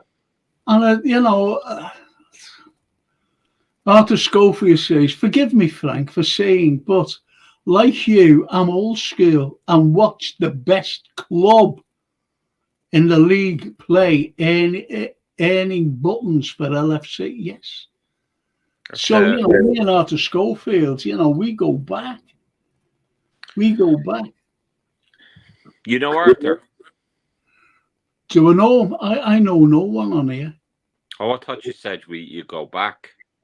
Yeah, no. I said we do go back, but old school, you know, that's what he means with old school. Okay. If you know what I mean. Callum says, I was shocked Estupinian gave Salah that room. It was Robin-like. Yeah. Isn't that brilliant? Though? Evening, gents. Do you want gravy or curry sauce? How quick did you... JK's be calling. That was like literally within, you know, a few minutes of us bringing that up, and all of a sudden there's a YouTube channel. Brilliant. Absolutely brilliant. That's what these are like. Fantastic. And that's what he didn't like. I like to talk about football. I said, we all fucking talk. I was annoyed, actually. I wasn't as pleasant as I am. I had to bless myself, and, you know, I had to look in the mirror and do that, you know. I had to. Exactly. Should I maybe like do a video, and so that if you curse, you just play it and it's just me blessing you all the time? One of them little boxes. Yeah. One of them little boxes. The vlogs. Hello, Frank. Just got back from the match. New vlog video just uploaded on my YouTube page. If anyone wants to watch, talk about a game of 2 halves. Absolutely. Flat performance and crowd first half. And second half, wow. I won't lie to you, Frank. All the talk of chips and gravy and curry has me wanting to order chips and gravy and curry. So I will be doing it after this stream. Do you know yesterday? Right? Yeah. The doorbell goes, and it's one of the lads. You come on, you know, on the chat. Tony LFC. Oh yeah. Oh, the mince pies. And the biggest fucking cake you've ever seen. He said, I'm sorry I never brought it, you know, for your birthday. My birthday was in May. And he said, yeah, and his lovely wife, Jeanette, you know, and I went, and I never had a shower or anything, you know, and I was still in bed because I hadn't been sleeping. My sleep patterns, I was falling asleep before. You need to get that sorted out. Oh, it's terrible. Yeah, I'm awake now. I mean, now. 10 minutes ago, I was really going, honestly. Anyway. Yeah. Honest to God, you want to see the size of the cake? Really? Lovely as well. Yeah. Now I want bloody cake. Chocolate fudge. Oh. It's huge. Oh. And anyway, and the mince pie, I feel like, you know, little, what's his name? You know, in A Christmas Carol, Tiny Tim. Ooh. Tiny Tim. Oh, the mince pies, Mr. Scrooge. Chocolate fudge cake or chocolate brownie cake. Oh. You want to see the size of the mince pies? They're out of Costco. And they're that big. Say a frozen, they're that big. You could have one put custard on it. Brilliant. That'd be hilarious if you froze like this. So, like, try explaining that to the viewers just coming on what the hell Frank is doing or measuring. Well, JK's not listening then about the chippy. Oh, look, if he is, I mean, JK, listen. There's a lot worse going on in life than talking about chippies. No. That was brilliant, that whoever done that. That is very do you know who I think it is? Who? I had one or two fellas, right? It's either Anfield Raw or yeah. Red Dew. It's either one of them. Ah, yeah. I wonder who it is. I'd put my money on Anfield Roar, I think. JK's chippy. From Korea. Brilliant. Gravy. Yes. Brilliant. The song says, I was thinking of a persona when I picked a username. I was playlisting songs. That's good. Songs 4K. Yeah, the username. Oh, yeah. But it's okay to have like an alias and stuff like that. Like, you know, that's all well and good. But if you're coming on a show and you're talking, like if I speak to Frank, I'm not saying, all right, songs 4K or whatever, and he's not saying, all right, you know, SDGLOP or whatever. Do you know? So at least it's more personal that like Frank is Frank and Sean is Sean. You know. Well, when you know, MNX there first came on, you know, I was shouting, and he phoned me up. He said, "It's me." I said, "Who are you?" And he said, "It's Jay." And I'm like, "Oh, I've known him for years." So is that Jay that sends me messages? Or is that Jason? No, that's Jason. That's Jason. Okay. Jason's the producer of the show. He sits Very good. And he's, funny enough, Jay says here on this, Jay, I inherited my username from one of the kids. Can't stand Eminem. He can't stand Eminem, so the kids use Eminem X.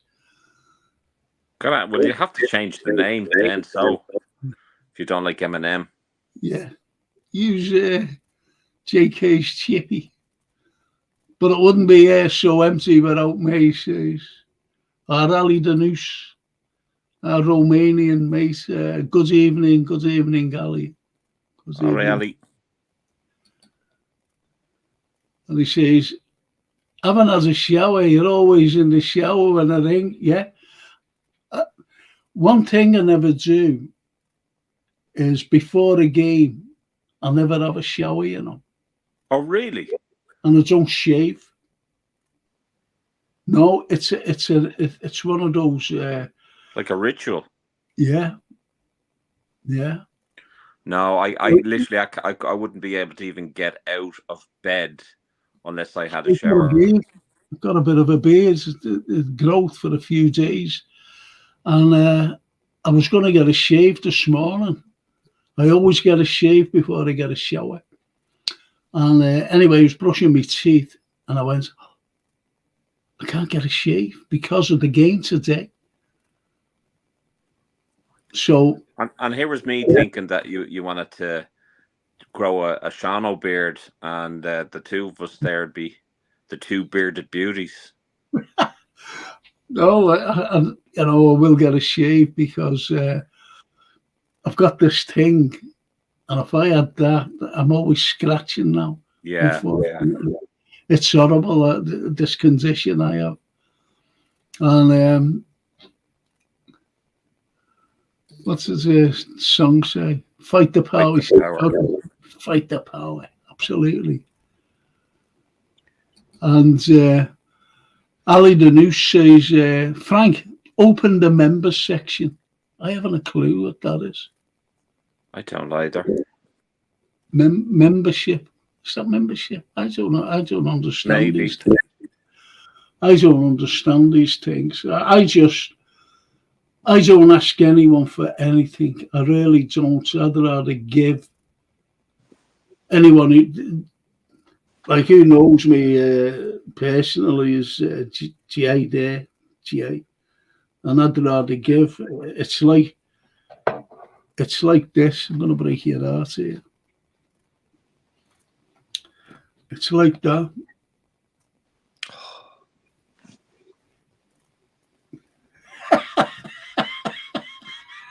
It's just my size, Frank.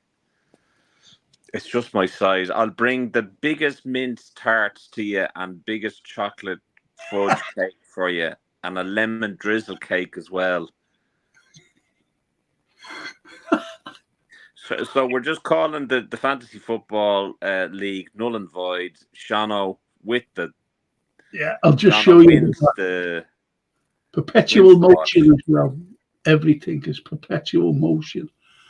And that's, as I said, I'd rather give than take off anybody because they're all good people. They're all good people. It's great, the chat here. It really is. I think they're genuine people. Yeah, absolutely. But there's very little mess, and maybe one or two people that come on. But and that, see, I froze now. See, look, I'm unfrozen, and that's a proper signature. It's not a printed signature, if you know what I mean. That's Mo signing that. wish it was Mo signing the contract. And just imagine, this particular program,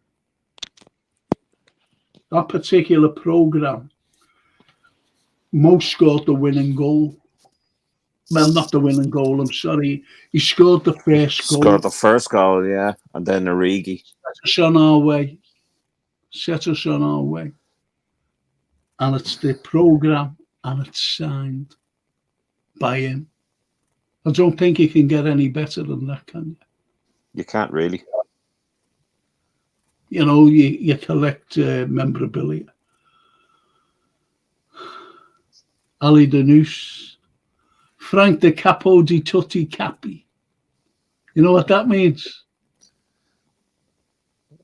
Is he asking you, do you want some chips? No, it's Italian. It's the boss of all bosses. I like that. Capo do Cupi. Capo do Capo do. Oh, here. Capo di Tutti Capi. Capo di Tutti Capi.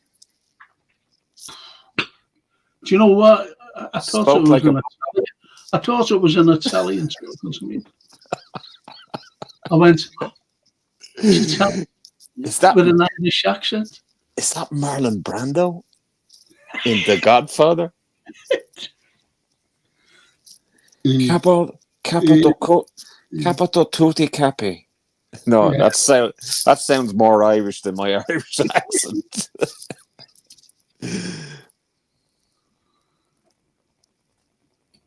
Oh, look at that. Do you know what, Red Jew? It's all about taking part. But it's all fun and games. It's a lovely watch, though, I must say. I do have my eye on it. And my wrist is just here, just ready to. Yeah, look at that. JC's, yeah. Be right back. I'm just shooting to JK's chippy for the kids' team. You're going to get yourself in trouble. Oh, God. It's so funny. Yeah. And Ali the Noose, yeah. Something like that. Capo di Tutti Capo, The Godfather. Yeah. There's meant to be a great film or documentary about Marlon Brando, and Billy Zane is playing Marlon Brando, and the likeness of him is incredible. Billy Zane. Well, Billy Zane, he was in Titanic. Yeah. And he was a known actor. Then all of a sudden, he just fell from grace. He did, yeah. He just went into these like TV films, and He was going out with my missus Kelly Brook, and they had a relationship, and then they did a film together, which was a bit of a flop. But he never really recovered. But he seems to be on the up and up with this Marlon Brando thing. Is it a film, like? I think it's going to be a film, or something that might go to Netflix or something like that. Yeah. But he looks so like him. It's scary. So like him. And as Jay says, I've got the matching scarf. Beat you. The matching scarf. Yeah. I've I did the film show this morning, and it was good. You know, I was saying what films to watch, and I gave the fella who was on with me 3 films to watch.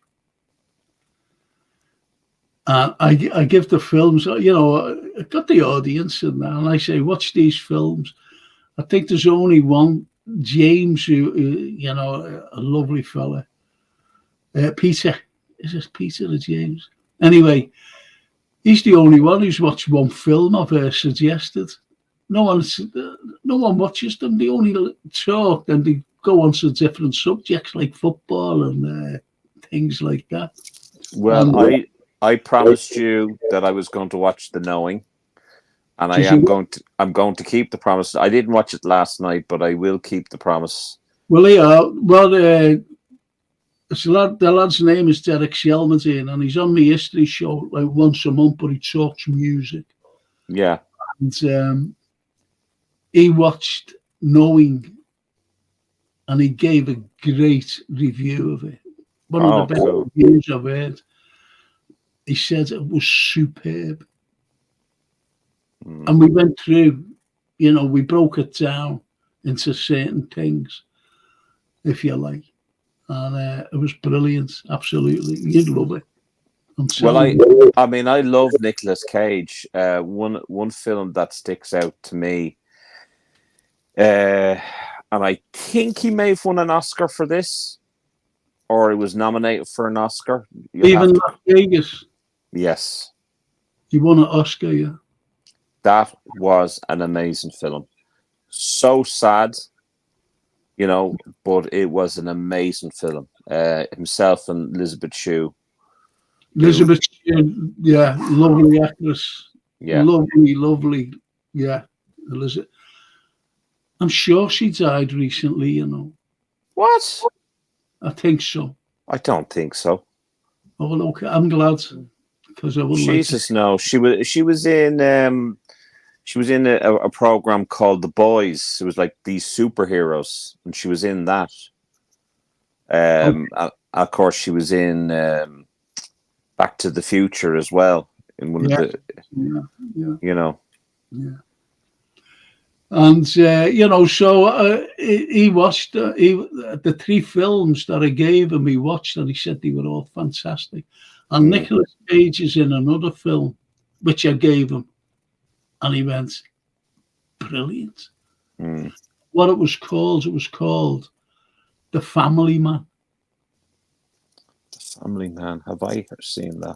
It's fabulous. It really is a clever film.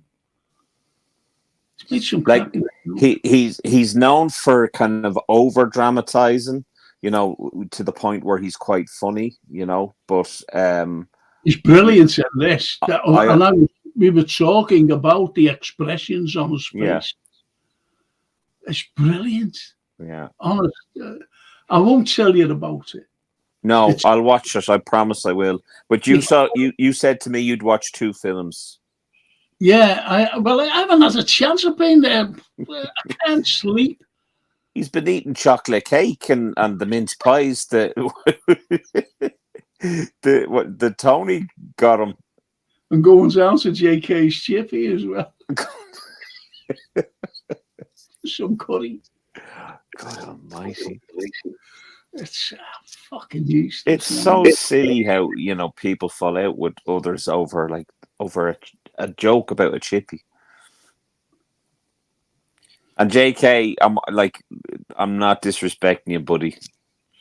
I just think it's silly falling out with people over something like that. I really do. Do you know what? I ate hackers, you know.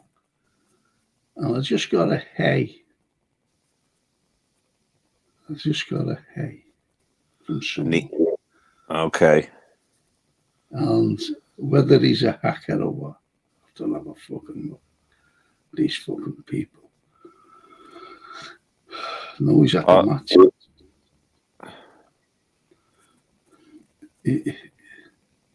Is it on your WhatsApp, or is it on Facebook, or is it on an email? Facebook. He might be looking at us, to be honest. You never know. Well, anyway, getting back to the old football. Right down the chippy way. I'm just about to order chippy now with all the talks of chips. And fudge cake. Oh, you want to see the size? It's fucking huge, honest. Frank, honest to Christ, I'm nearly booking a flight over to you now. Will you stop? Stuck it to Salah's head, the scarf one. Yeah, that's what he was saw. I've got the. Wow. Okay. He's given that as a prize. Get out of town. And do you know what else he's given? What? Do you know Virgil van Dijk, the Liverpool? Well, absolutely, yes.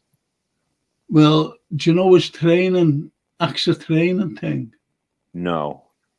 Signed. How in the Lord God are you getting all of these things signed? You'll never believe how he got Mo Salah signed. Do you know when they won the European Cup? Yeah. The last one, the sixth one. Yeah. They were coming down, and anyway, he had this scarf, and he threw it onto the top of the bus, right? He threw it. Oh, wow. He said, and it landed on Mo Salah's head like Velcro. No. So Mo took it off, and he must have thought, to sign it. And Mo signed it and threw it back. But this fella grabbed it. And Jay he said, hey, that's mine, and he got it. But he's given it as. That's incredible. Fair play to you. Right. How about that? Yes, Callum, it's far too early, buddy. Far too early. And is it too early to say it's feeling like 2020 again, Frank and Sean? Absolutely. I mean, it's. I'd love to say that. I would say, yeah. See, I've always said, and you heard me saying it, Sean. Jay has heard me. Red Jay, they've all heard me. Ali's heard me. Ali News. They've all heard me. And BR, they've heard me saying, I'm going to look at it just after Christmas to see where we are. Then I'll start getting excited. Even after Christmas, I mean, we've always had that dip in form, over maybe the last month or two of the league. Yes. And that's been down to injuries and been down to lack of players or lack of depth in the squad. And this is where it's, and if we lose the likes of Trent in January, how do you replace that? Exactly. How in the Lord God do you replace a player like that? And then the possibility of losing Salah and Virgil. I think I'm 50-50 on Salah. I think Virgil would sign a contract. Yeah. And I think Trent 110%, I believe Trent is leaving. There you go. There you have it, Unless people. something miraculous happens. That's what I reckon. But I genuinely think it's far too early for us to.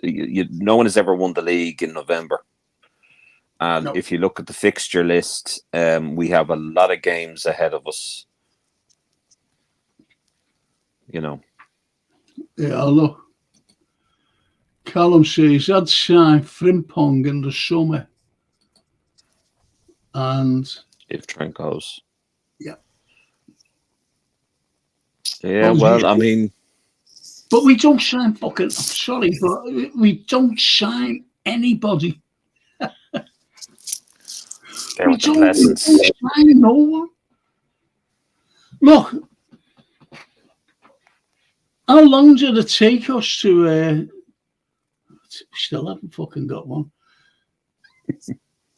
When Ginny left, We never signed a Ginny, did we? Another Ginny, his position, he was great, Ginny. But they let him go. He was broken-hearted, Ginny, They let him go. They just said, okay, yeah, go on to that. How long have I been saying that we need a DM? How long have I been saying that? But the way Gravenberch is playing, he hasn't been playing he hasn't been up to the standard he's put, at the beginning of the season. And I said, well, what if he gets injured? What are we going to do? Because some people will say Endo. Yeah, but Slot doesn't like him for some reason. But is he good enough to carry us through to win the league, to win the Champions League? Is he good enough? We've got to sign a top-class DM. I've said it all along. I wasn't worried about the forwards. Not worried about them because they can score. They score every week. They score if we can keep a clean sheet, we'd win all the games. I know, we didn't score against Forest, but that was a so unlucky day. It was just incredible how we never scored.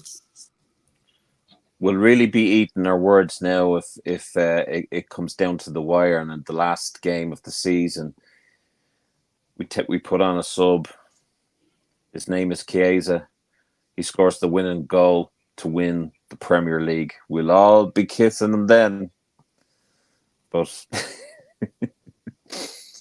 But I don't know. It's hard to know really what we need. Well, no, it's not hard to know what we need. It's hard to, like, with the way business is done at Liverpool, we'll drag it out.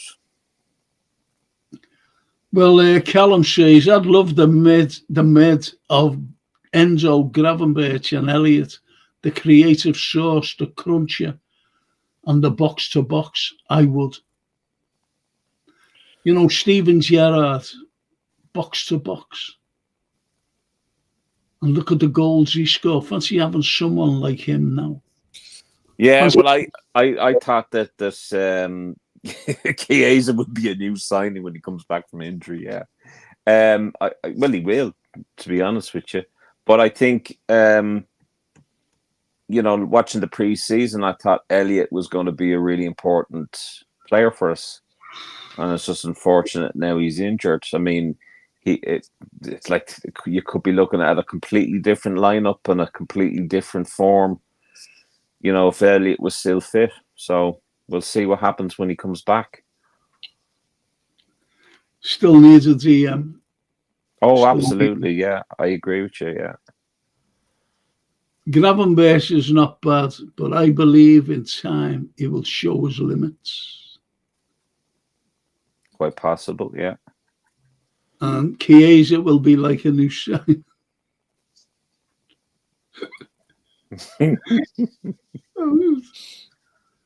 And Callum says, I'm not giving up on Chiesa yet. He's just come from the slowest top 5 league, no pre-season, if I'm honest, lucky at where 12 mil. Okay,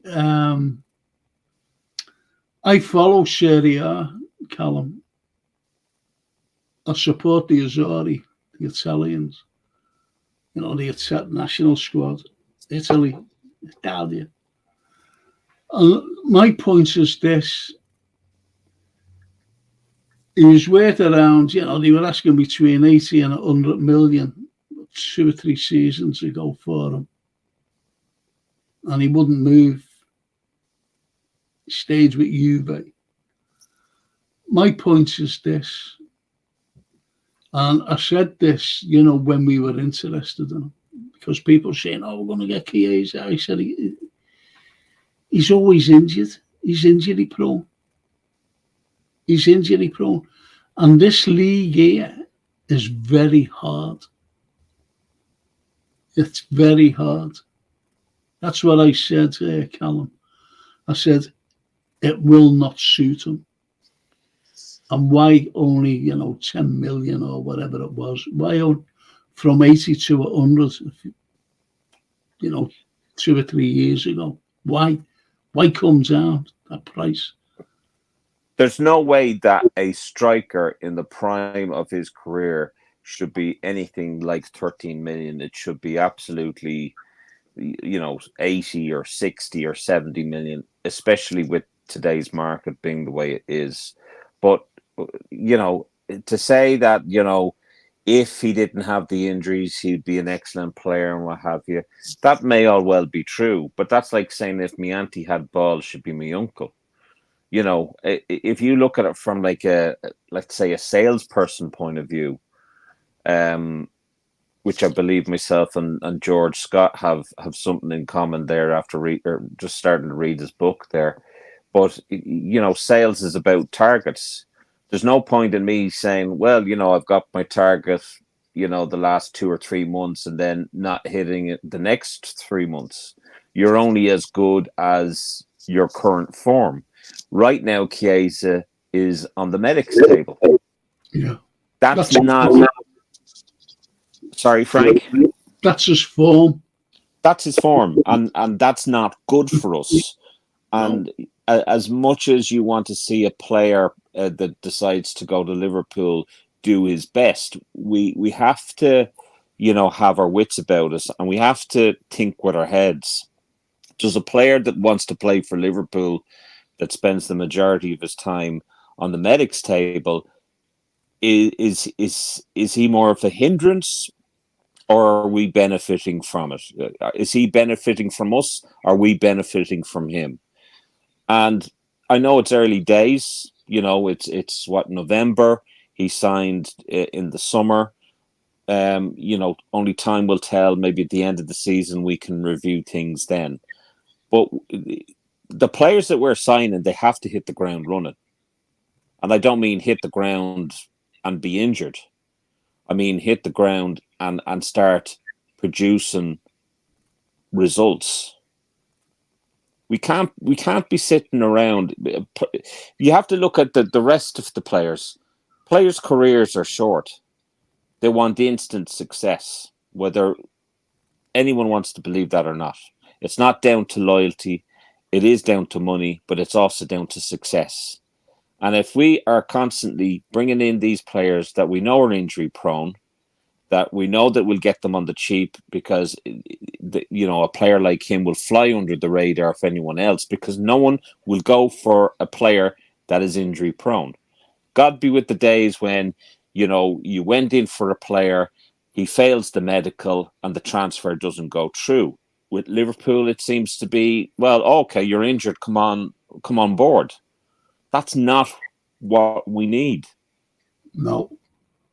We've already got an injury-prone player in Jota. Yep. And Ali. And now Ali, yeah. He's injury-prone.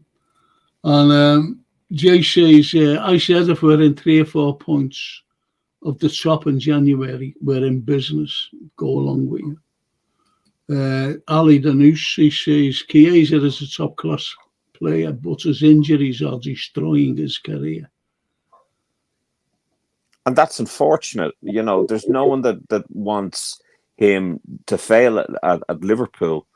We of course want to see him succeed. We're delighted that he's delighted, to sign for Liverpool and what have you. He was made up, absolutely. Yeah. And it's heartbreaking. Yeah. It's absolutely heartbreaking. I'd have loved an Italian to be in our team. Loved it. But unfortunately, every Italian we've had has been an immense failure. And as Callum says, yeah, 100%. He was resigned for a backup for Mo. I've always said that Caravasciele, whatever his bloody name is, from Napoli. I don't know.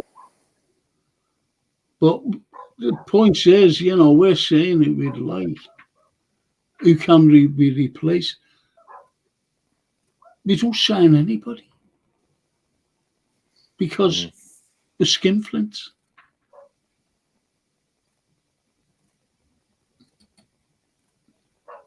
And Ali says, I watched Chiesa since he was 20 years of age. He is a very good player and he can play all the attack roles as main position. Not when he's injured. No, can't play anywhere. Can't play anywhere if he's injured. Nope. I can play anywhere on the pitch if I was a good footballer. Jay can. Jay's a very good player. But that's the same sort of. If you use that common set, if you use that logic, I could play anywhere on the pitch if I could play football and was good. Chiesa could play football if he was fit. He's not fit. No, that's true. He isn't fit. And that's the sad indictment about Chiesa. Now, because someone asked Sluter in the press conference, and I don't think he liked the question. If you like, and he said, well, he's we're not putting him in training until after the international break. We've got to build him up. And I'm saying, why you've got to build him up? What's really wrong with him? And he's just going to break down all the time, is Frederick. You've got to build him up. I mean, what does that even mean? You've got to build him up. Bring in a player that you don't need to build up and get him to do the job. Do you know what I mean? I mean, I'm really sorry. Like, this may sound very harsh, Frank, and I don't mean to be. I'd love to see Chiesa doing well. I really, really would. There's not a player on that. Huh? Same as myself. Go on. Yeah. There's not a player that is wearing that Liverpool jersey, whether they're on the bench or not, or whether they're in the squad or not. There's not a player there that I don't want to see do well. That goes for the youngsters that are coming in from the academy. I want to see every single one of them do well. So before anyone starts having a go at me or anyone else, for taking the Michael out of Chiesa, I'm not. But we have got to use our heads. If you're talking about good business, it is not good business to bring in a player that is not ready, that needs to be built up, and is injured all the time. Mm-hmm. So that's my take on it. No, I think it's a great take. I really do. As I said, an Italian coming here. I was made up, and I just heard that Liverpool are in for an Italian star. I was wondering who it was, and I thought it was going to be a defender like Bastoni. I really did. And I mean, Juventus must think we're absolute mugs. We took on second Arthur Melo, and he played maybe 15 or 20 minutes the whole season. He played 17 minutes, to be precise. Or 17 minutes. 17 fucking minutes. And of the same team as well. 17 minutes. They must have gone, oh yeah, there's these TVs, these scousers. I think they fucking hijacked them and brought them here themselves. And I mean, I did hear this, and I don't know how true it is, that Juventus and the Juventus fans were delighted to get rid of him. They were. I know that for a fact. So, and that's sad. I mean, that's horrible, but, Do you know where, what's his name? Oh, what's his bloody name? Forget his bloody name. Oh, Can't think of his name. Who did he play for?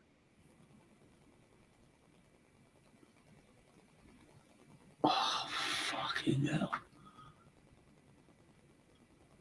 One of Go through the alphabet. It always works. One of our players. One of our players, yeah. And I'll tell you who it is. I was watching something the other day, and when we played Bayern Munich, and we drew 1-1 and went through to the final. It was incredible because we drew 0-0 here. I was at the game and went over there, and don't forget, away goals count as double. And when I seen the team, I forgot about these two players. One fellow was Richard Money. Right. He was a left back or something. And there was this other fella called Erwin. I don't remember them. It was when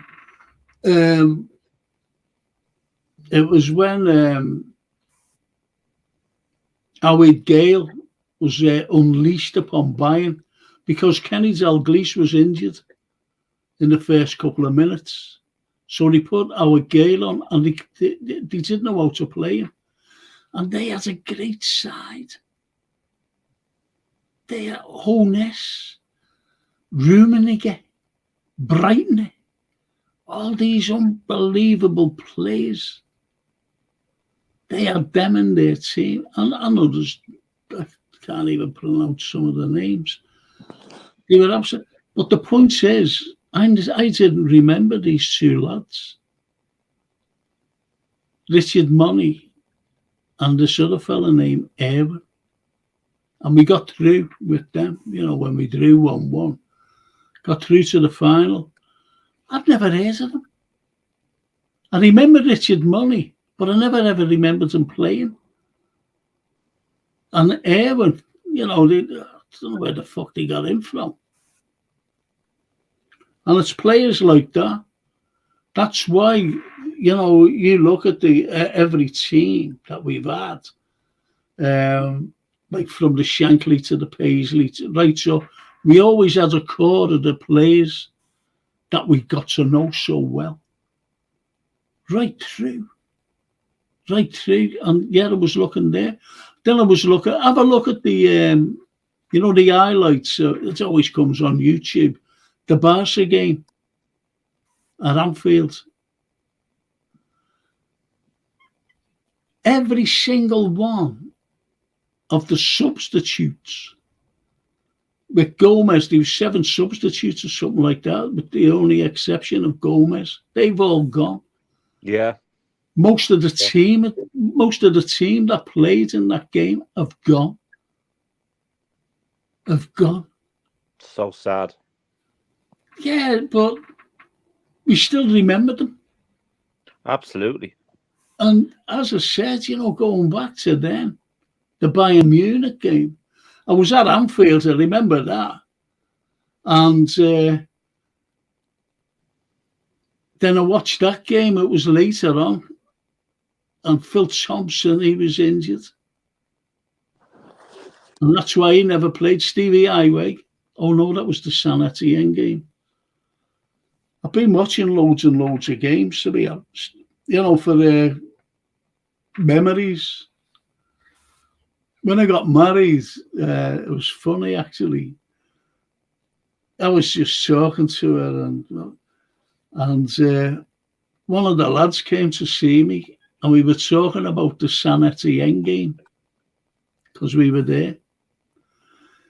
And my ex-wife went like that, she was sitting there and she went, I was at that game. I said, was you? She said, yeah. She said, I was with all the French fellas. I went, go away. I said, I didn't know that.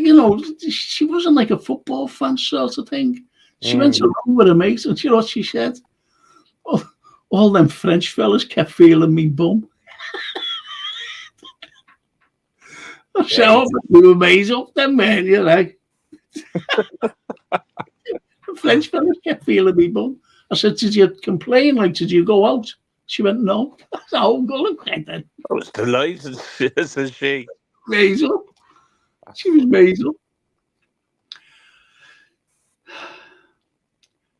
Ali the Noose says, Chiesa was okay till that guy broke his leg in pieces. Then all the nightmares started. Yeah.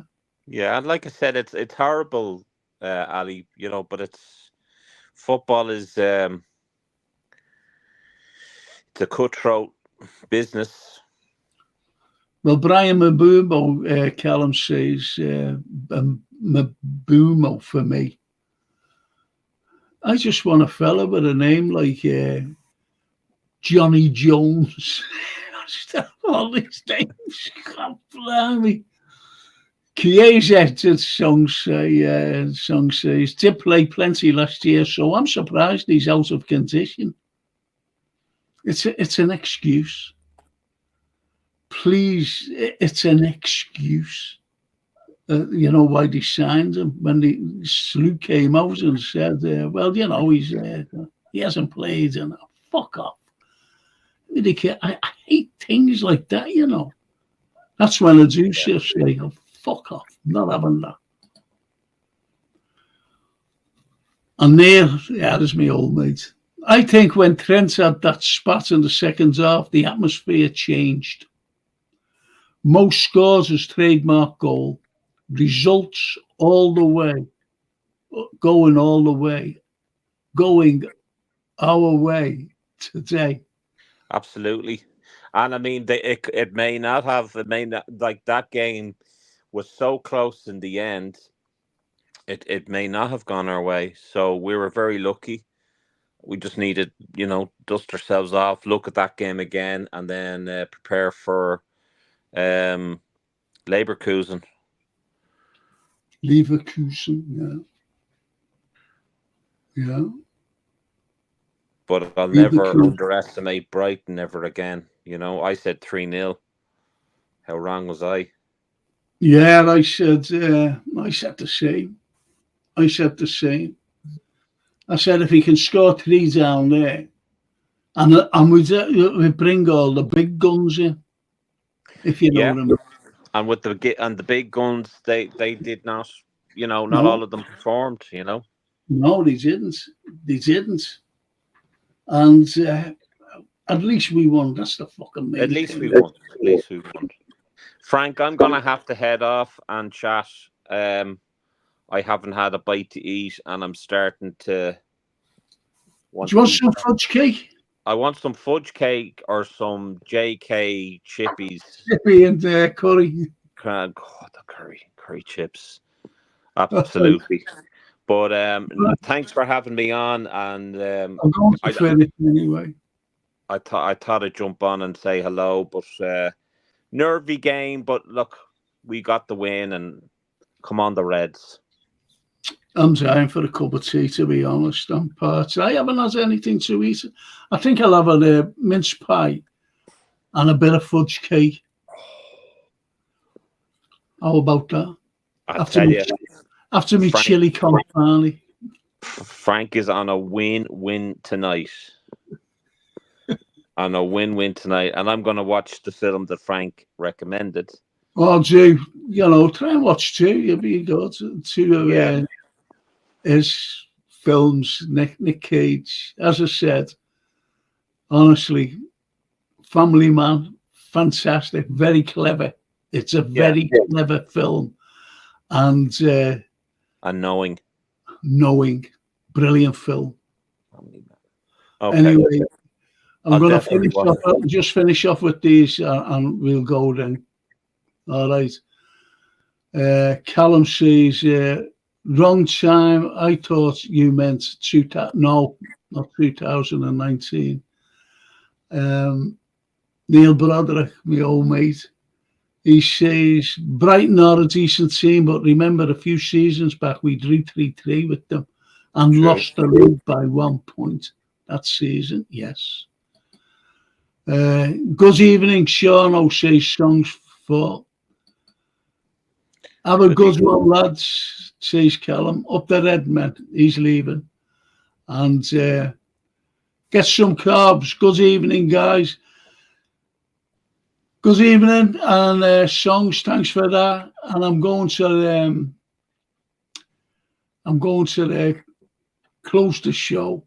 You've been great as usual. I'm falling asleep here. And, honestly, I am. And Sean, oh, thank you. Thank you, Frank, for having me on. Always a pleasure. No, well, and don't forget that, the fantasy Tuesday. football. Oh, the fantasy football, yeah. Well, don't forget Tuesday as well. And it goes out at 10 o'clock. We're playing Leverkusen. Yeah, I'll be sure to get onto that. Okay, mate. So I'll see you Tuesday. Chat, I'll see you all. Well, I won't see you all, but I'll see some of you most probably on my history show on Monday night. It's good. It's pure history. Everything is history. I've got no guests on. And I'll see you all then. Thank you so much for keeping Sean and myself company. Great comments as usual. And thanks from Frank, who was falling asleep. And Sean, talking. Will not be yourself I'm talking to now. I'm looking for me chips, I am. Me chips and me gravy. Oh, yeah, I think you'll have to get down to JK's for your curry and chips. I need to be going to bloody a gym after all these bloody chips and curry bloody comments. And fudge cake. Fudge cake. Mince pies. All right, so I'm going to finish you. I'll see you later. See you later. Cheers, bye, mate. Bye-bye. Bye-bye now. Bye-bye, everyone. Ciao, Bella. Ciao, Bella.